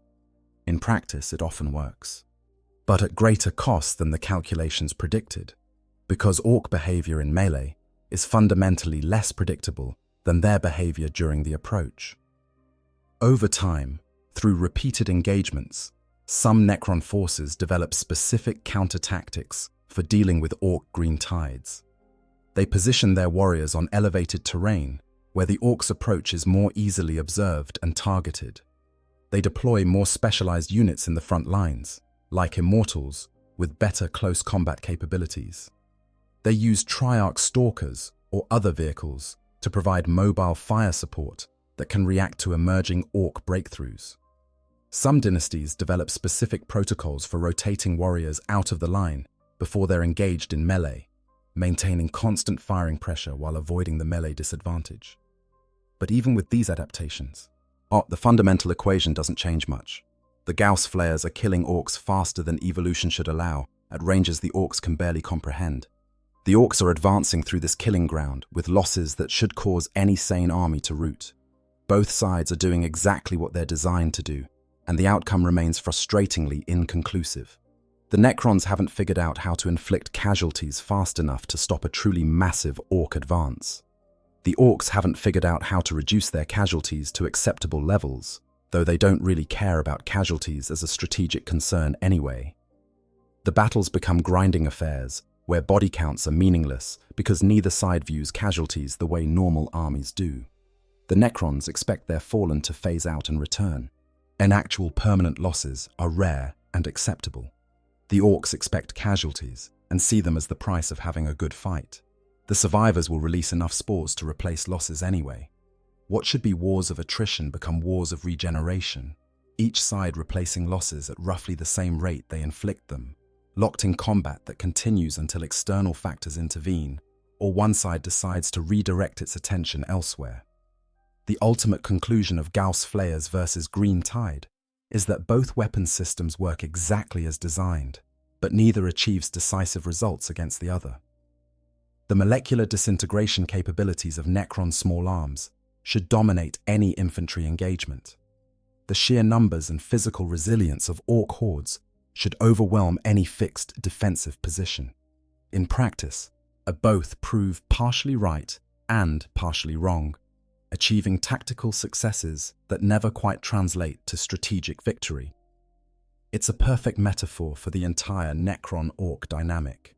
Two forces so fundamentally opposed that their conflicts become self-perpetuating, neither able to defeat the other because neither understands what defeating the other would even mean. Command structures in conflict. The contrast between how Necrons and Orcs organize their military forces reveals perhaps the most fundamental incompatibility between these species. It's not just that they have different command structures, they operate on such completely different organizational principles that each side struggles to even recognize what the other is doing as command and control at all. The Necrons see chaos where order exists.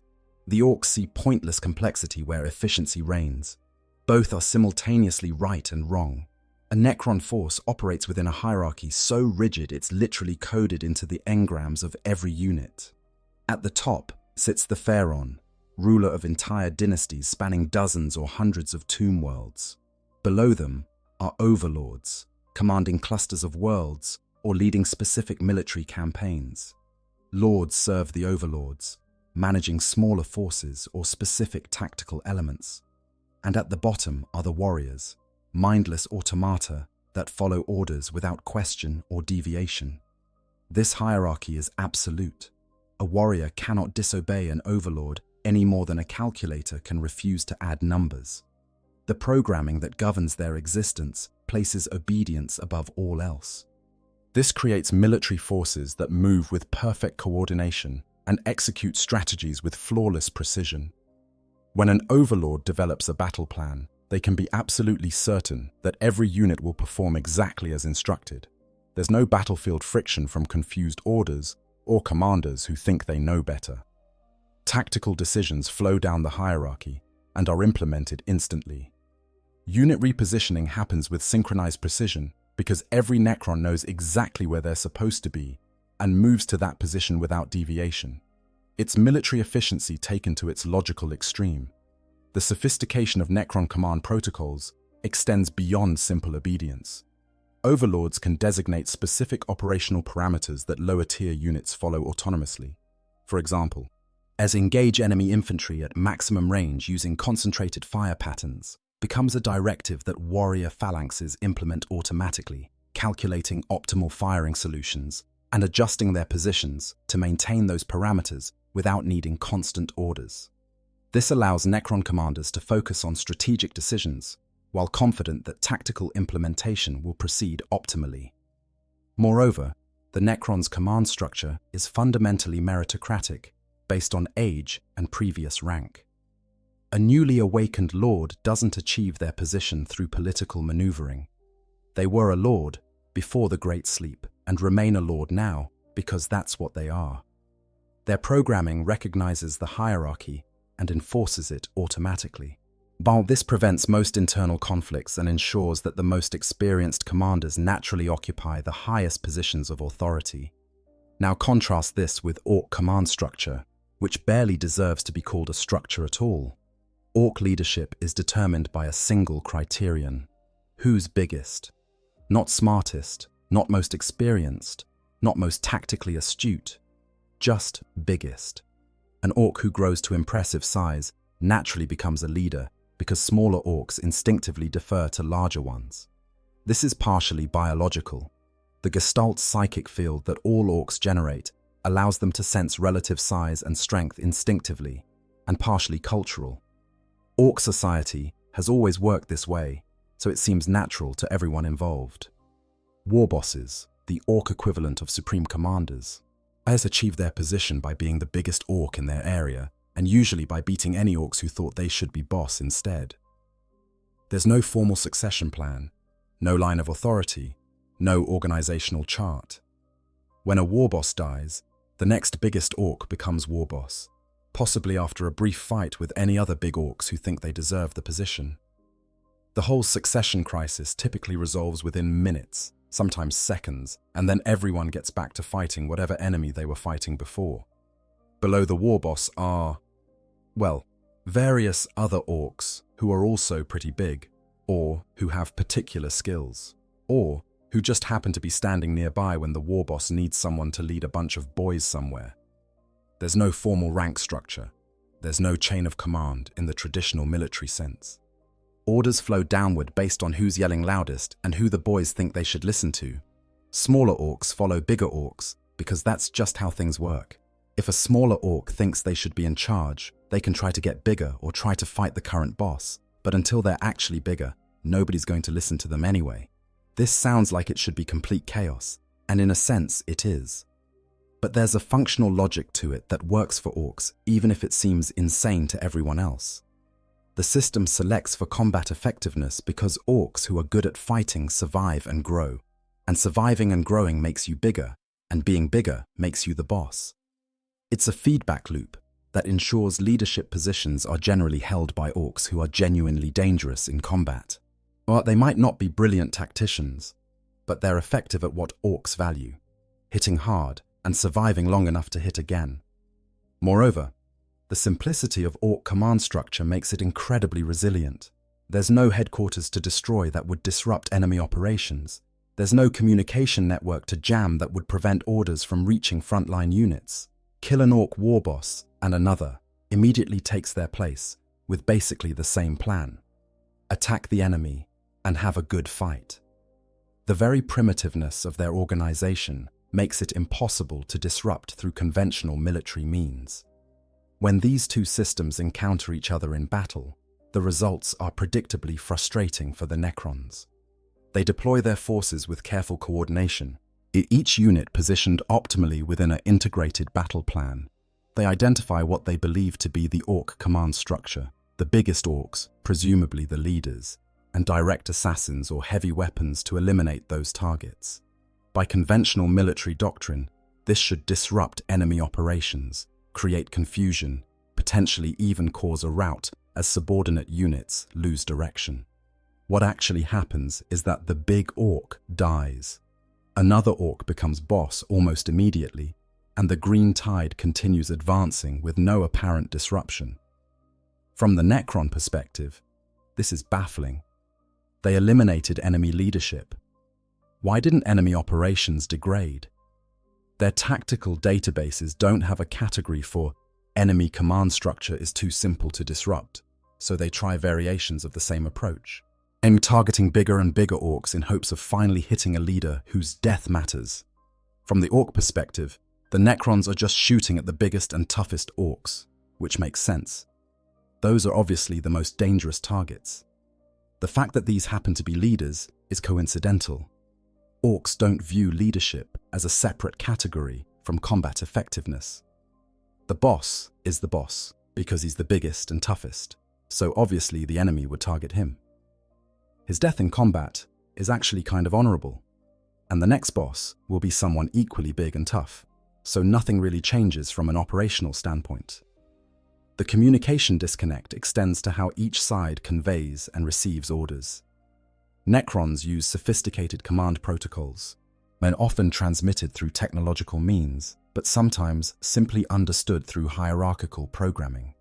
An overlord can issue complex, multi-stage operational orders that might not be executed for hours or days, confident that when the designated time comes, the designated units will perform exactly as specified. They can coordinate movements across multiple battlefields, synchronize attacks that happen simultaneously on opposite sides of a planet, maintain perfect timing over extended campaigns. Orcs communicate through yelling and, if necessary, hitting whoever isn't listening. A warboss issues orders by bellowing at whoever is nearby. Those orcs relay the orders by yelling at other nearby orcs. The message degrades significantly through this game of violent telephone. But the core sentiment usually gets through. Go fight those enemies over there, or bring more boys to this position, or stop hitting that thing, it's one of ours. Complex tactical maneuvers are conveyed not through detailed planning, but through simple directions that orcs instinctively understand. You lot, go around the side and hit 'em from over there. This shouldn't work for coordinated military operations, but it does work for orc operations because orc operations don't require the kind of precise coordination that Necron tactics assume all warfare needs. When an orc force attacks, they don't need to hit the enemy at exactly the same moment from multiple directions. They just need enough orcs hitting the enemy from enough directions to overwhelm whatever defenses exist. Whether the flanking force arrives 5 minutes early or 10 minutes late doesn't matter much when the plan is fundamentally mob them from all sides until they stop fighting. The Necrons watch this organizational chaos and see weakness to exploit. They identify communication patterns, note which orcs seem to be relaying orders, and target those individuals in hopes of disrupting enemy coordination. This has about the same effect as shooting random orcs, which is to say, it kills orcs, but doesn't particularly disrupt their operations. The orcs who were relaying orders weren't critical nodes in a communication network. They were just orcs who happened to be yelling at other orcs. Different orcs will yell at those same other orcs now, and operations continue roughly as before. Some Necron overlords, particularly the cleverer or more adaptable ones, eventually realize that orc command structure can't be disrupted through conventional means and adjust their tactics accordingly. Instead of trying to eliminate orc leadership, they focus on more direct approaches, create physical barriers the orcs can't cross, deploy overwhelming firepower that kills orcs faster than they can advance, establish defensive positions that force the orcs to attack under disadvantageous conditions. These tactics recognize that you can't break what wasn't organized to begin with. But many Necron commanders, especially those whose personalities are damaged or who rely heavily on ancient tactical databases, never make this adjustment. They keep trying to fight orcs the way they'd fight a properly organized enemy, but keep expecting that eliminating key targets will disrupt enemy operations, keep being frustrated when their theoretically sound tactics fail to produce expected results. For these commanders, fighting orcs becomes an exercise in perpetual confusion, watching an enemy that shouldn't be able to function successfully continue functioning through sheer momentum and instinctive coordination. The command structure disparity ultimately means that both sides are optimized for very different types of warfare, and neither type is particularly effective against the other. The Necrons excel at campaigns requiring careful planning and precise execution, where superior coordination and technology can be leveraged to maximum advantage. The Orcs excel at chaotic, fluid battlefields, where adaptability and momentum matter more than careful planning. When these philosophies collide, neither side can force the battle onto their preferred terms, resulting in conflicts that satisfy neither side's definition of proper warfare, while still producing plenty of violence to keep both engaged. The unending war. Why neither can truly win. At the heart of every Necron-Orc conflict lies a fundamental paradox. Both sides are optimized to win wars that the other won't let them fight. The Necrons want clean, decisive campaigns where superior technology and tactics systematically eliminate enemy resistance. The Orcs want endless battles where the only thing that matters is having good scraps with worthy opponents. Neither side can impose their preferred form of warfare on the other, and neither side can adapt enough to achieve victory on their enemy's terms. The result is conflicts that never really end, because ending would require both sides to agree on what winning means. Consider what victory looks like from the Necron perspective.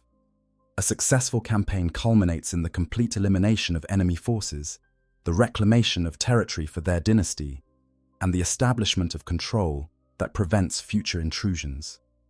The enemy is destroyed, their infrastructure demolished, their ability to return neutralized. The tomb world, or claimed territory, is then restored to a state befitting its status as part of the ancient Necron Empire. Resources are catalogued, defenses established, systems brought online. The war is over because the enemy no longer exists in any meaningful capacity. Against Orcs, this victory condition is almost impossible to achieve, and destroying an Orc force is straightforward enough. The Necrons have the firepower and tactical sophistication to eliminate any number of greenskins. But eliminating the Orc presence requires dealing with the spores left behind by every Orc casualty. This necessitates either complete planetary sterilization, destroying the very territory the Necrons want to reclaim, or decades of constant vigilance, hunting down and eliminating every new Orc growth before it can mature into combat-ready warriors.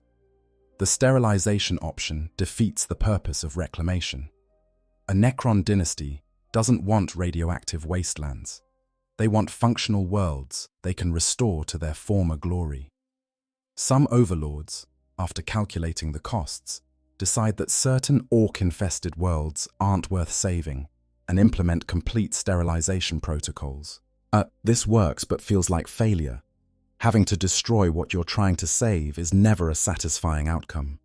The vigilance option is sustainable but never-ending. Canoptech constructs can hunt Orc spores indefinitely, and dedicated Necron forces can maintain permanent anti-Orc operations on cleared worlds. But this ties up resources that could be used for expansion or dealing with other threats. It transforms every successful anti-Orc campaign into an occupation that never ends, because the Orc infestation never truly ends. The Tomb World wins the war, but must continue fighting the peace indefinitely. Now consider what victory looks like from the Orc perspective. Actually, don't, because Orcs don't really have a concept of victory in the strategic sense. They have good fights and boring fights. A good fight is one where the enemy is tough enough to make things interesting, but not so tough that no Orcs survive. The fight lasts a good long time, lots of Orcs get to participate, and everyone who lives through it has stories to tell and scars to show. The fact that the fight ends is almost incidental. What matters is that it was fun while it lasted. A boring fight is one where the enemy dies too quickly, or runs away, or doesn't put up interesting resistance. Boring fights disappoint Orcs not because they lose, Orcs barely understand losing, but because they're not fun. If the enemy is too weak, there's no glory in beating them. If they're too cowardly to stand and fight, the Orcs can't properly demonstrate their superiority.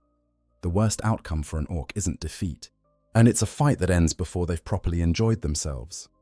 This creates a situation where the Orcs don't want to defeat the Necrons in any final sense. Fighting Necrons is great. Tough enemies with good weapons who keep getting back up for more. Every encounter is satisfying because the opposition is genuine.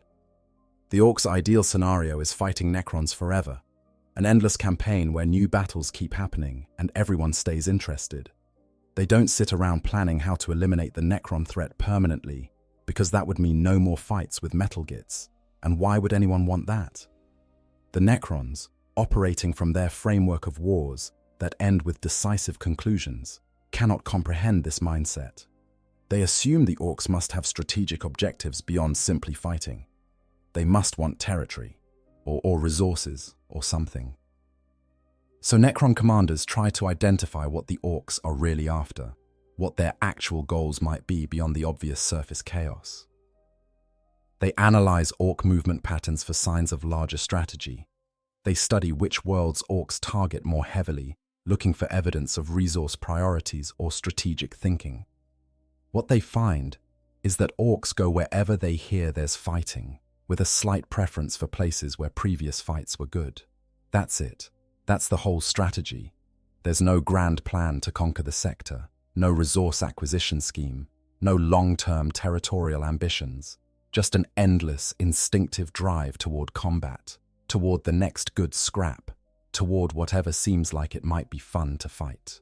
Yet the Necrons keep looking for deeper meaning, because acknowledging that the enemy has no deeper meaning is incompatible with their entire worldview.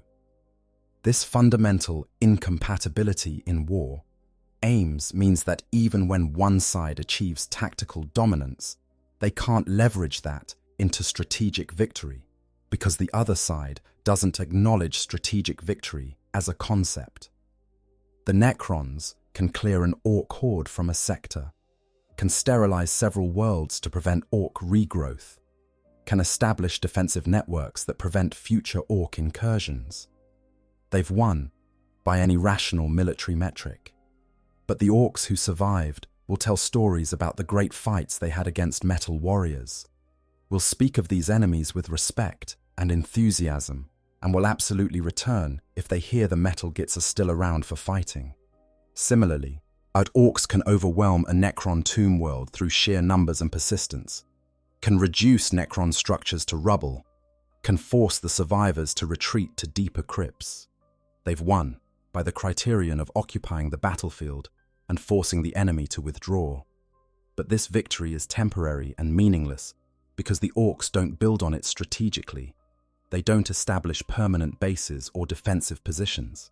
They just squat in the ruins and fight among themselves until something more interesting comes along. And when the Necrons eventually return with reinforcements, the whole cycle begins again. The logistical realities of both species further complicate any hope for decisive resolution. The Necrons don't need supply lines in the conventional sense. They don't eat, don't require rest, don't need reinforcements shipped from home bases. A Necron force can maintain operations indefinitely as long as their power sources hold out, which they generally do for timeframes that exceed most wars. Their primary limitation is the rate at which damaged units can be repaired and returned to service. As long as that repair rate exceeds their casualty rate, they can fight forever. The Orcs are even less dependent on logistics. They create their own ecosystem wherever they go, growing food from fungal gardens tended by snotlings, building weapons and equipment from whatever's available locally, reproducing through spores that don't require any external resources. An Orc presence can sustain itself on even the most barren worlds. Their population naturally adjusts to available resources. If resources are scarce, fewer Orcs survive to adulthood, but there are always some survivors to continue the fight. Both species are thus naturally suited for prolonged conflicts that never resolve through attrition or supply strangulation. Neither can starve the other out. Neither can grind the other down through sustained pressure. Both just keep regenerating their forces at roughly the rate they lose them, turning every conflict into a stalemate by default, unless one side commits overwhelming force or external circumstances change the strategic picture. The psychological toll of these unending conflicts affects the Necrons more than the Orcs, though it manifests in strange ways. Orcs don't experience frustration in the normal sense. Fighting that continues indefinitely is exactly what they want. But some Necron overlords, and particularly those who retain more of their original personality, do experience something approaching frustration. They remember wars that ended decisively. They have tactical databases full of successful campaigns against species that could be completely defeated. Fighting an enemy that cannot be permanently eliminated, that keeps returning regardless of casualties, that refuses to acknowledge when they've been beaten. This grinds against the Necron psyche in ways they weren't designed to handle. Some overlords respond by escalating, deploying ever more devastating weapons and tactics in hopes that sufficient force will finally solve the problem. This sometimes works in the narrow sense of clearing immediate Orc threats, but the long-term strategic situation rarely changes. Other overlords become obsessive, and dedicating centuries to hunting down and eliminating every trace of Orc presence in their territories, only to watch new infestations emerge from spores they missed, or from Orc forces that bypassed their defensive networks. A few overlords go mad from the futility, their damaged personalities unable to process an enemy that violates every assumption their tactical programming is built on. The most strategically astute Necron commanders eventually arrive at a grim conclusion. Orcs are not a problem that can be solved, only managed.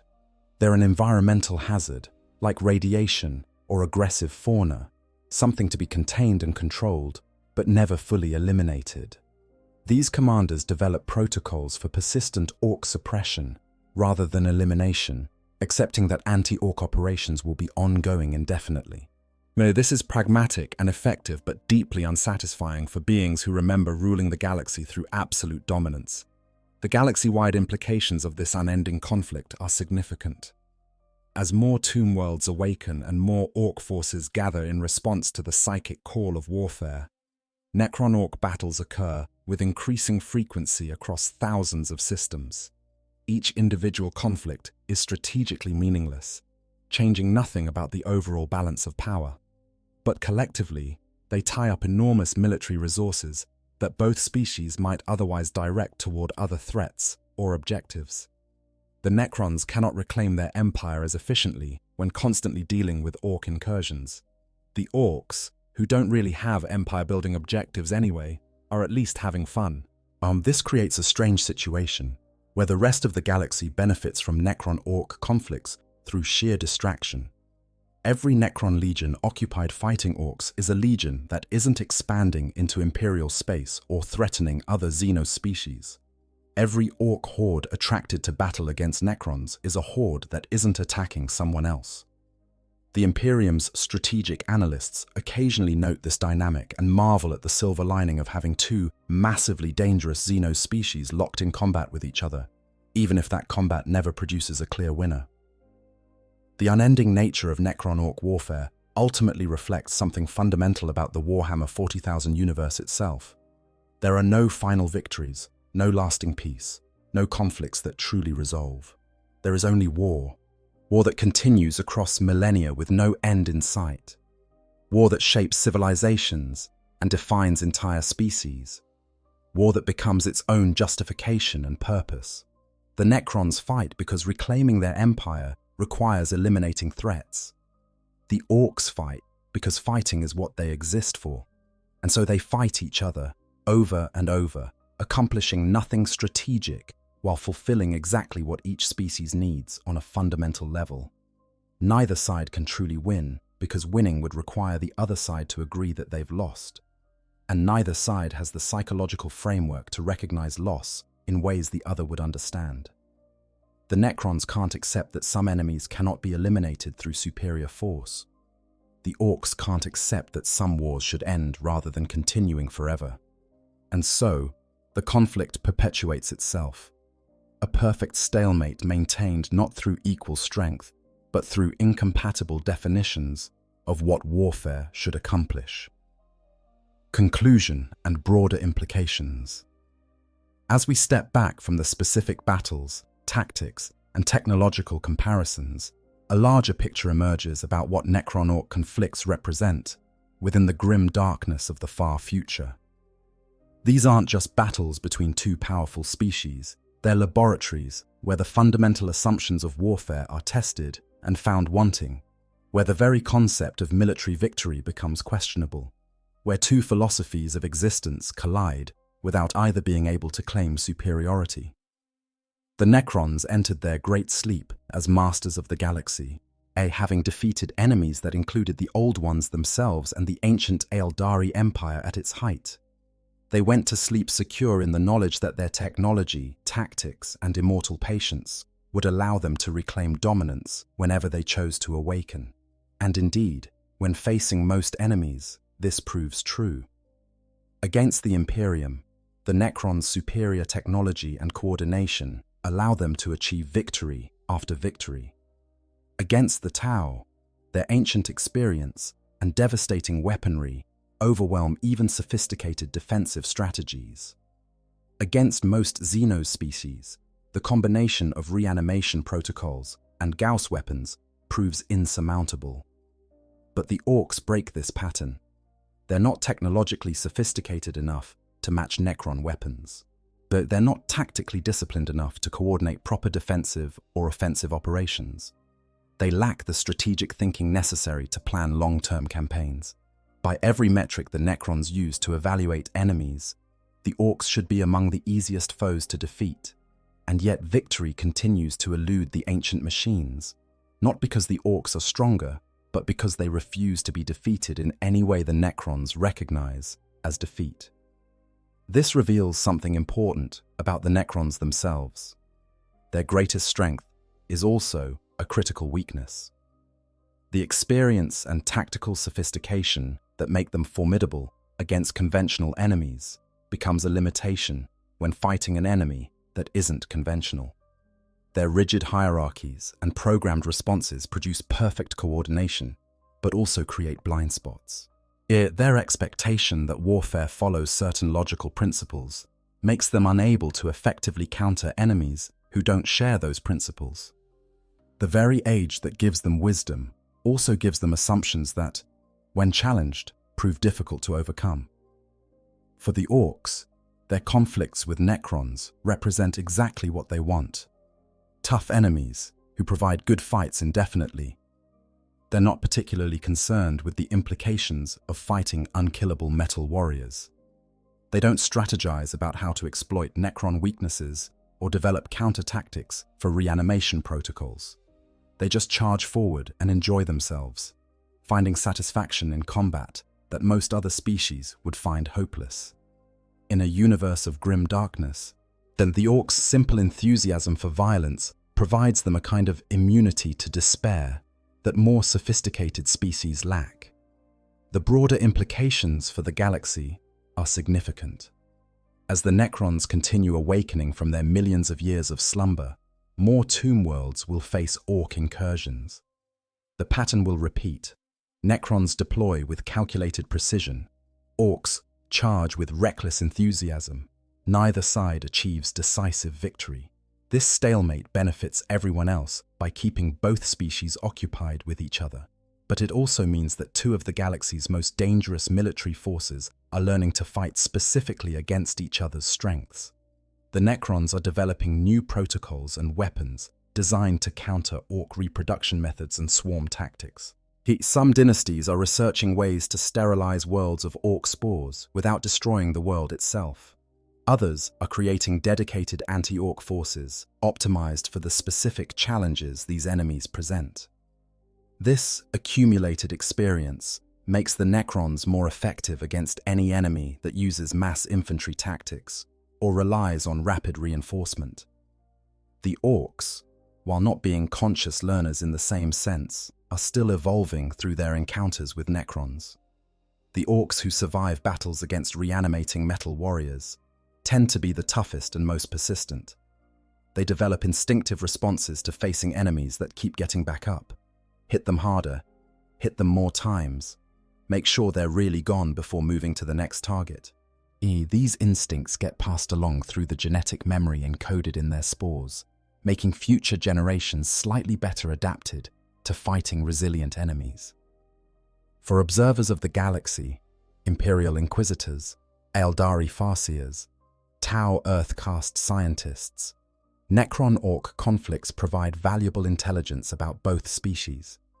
Watching how Necrons deploy and fight reveals their tactical preferences and technological capabilities. Observing Orc behavior against such formidable opponents shows what happens when the green tide faces enemies that cannot be overwhelmed through simple numerical superiority.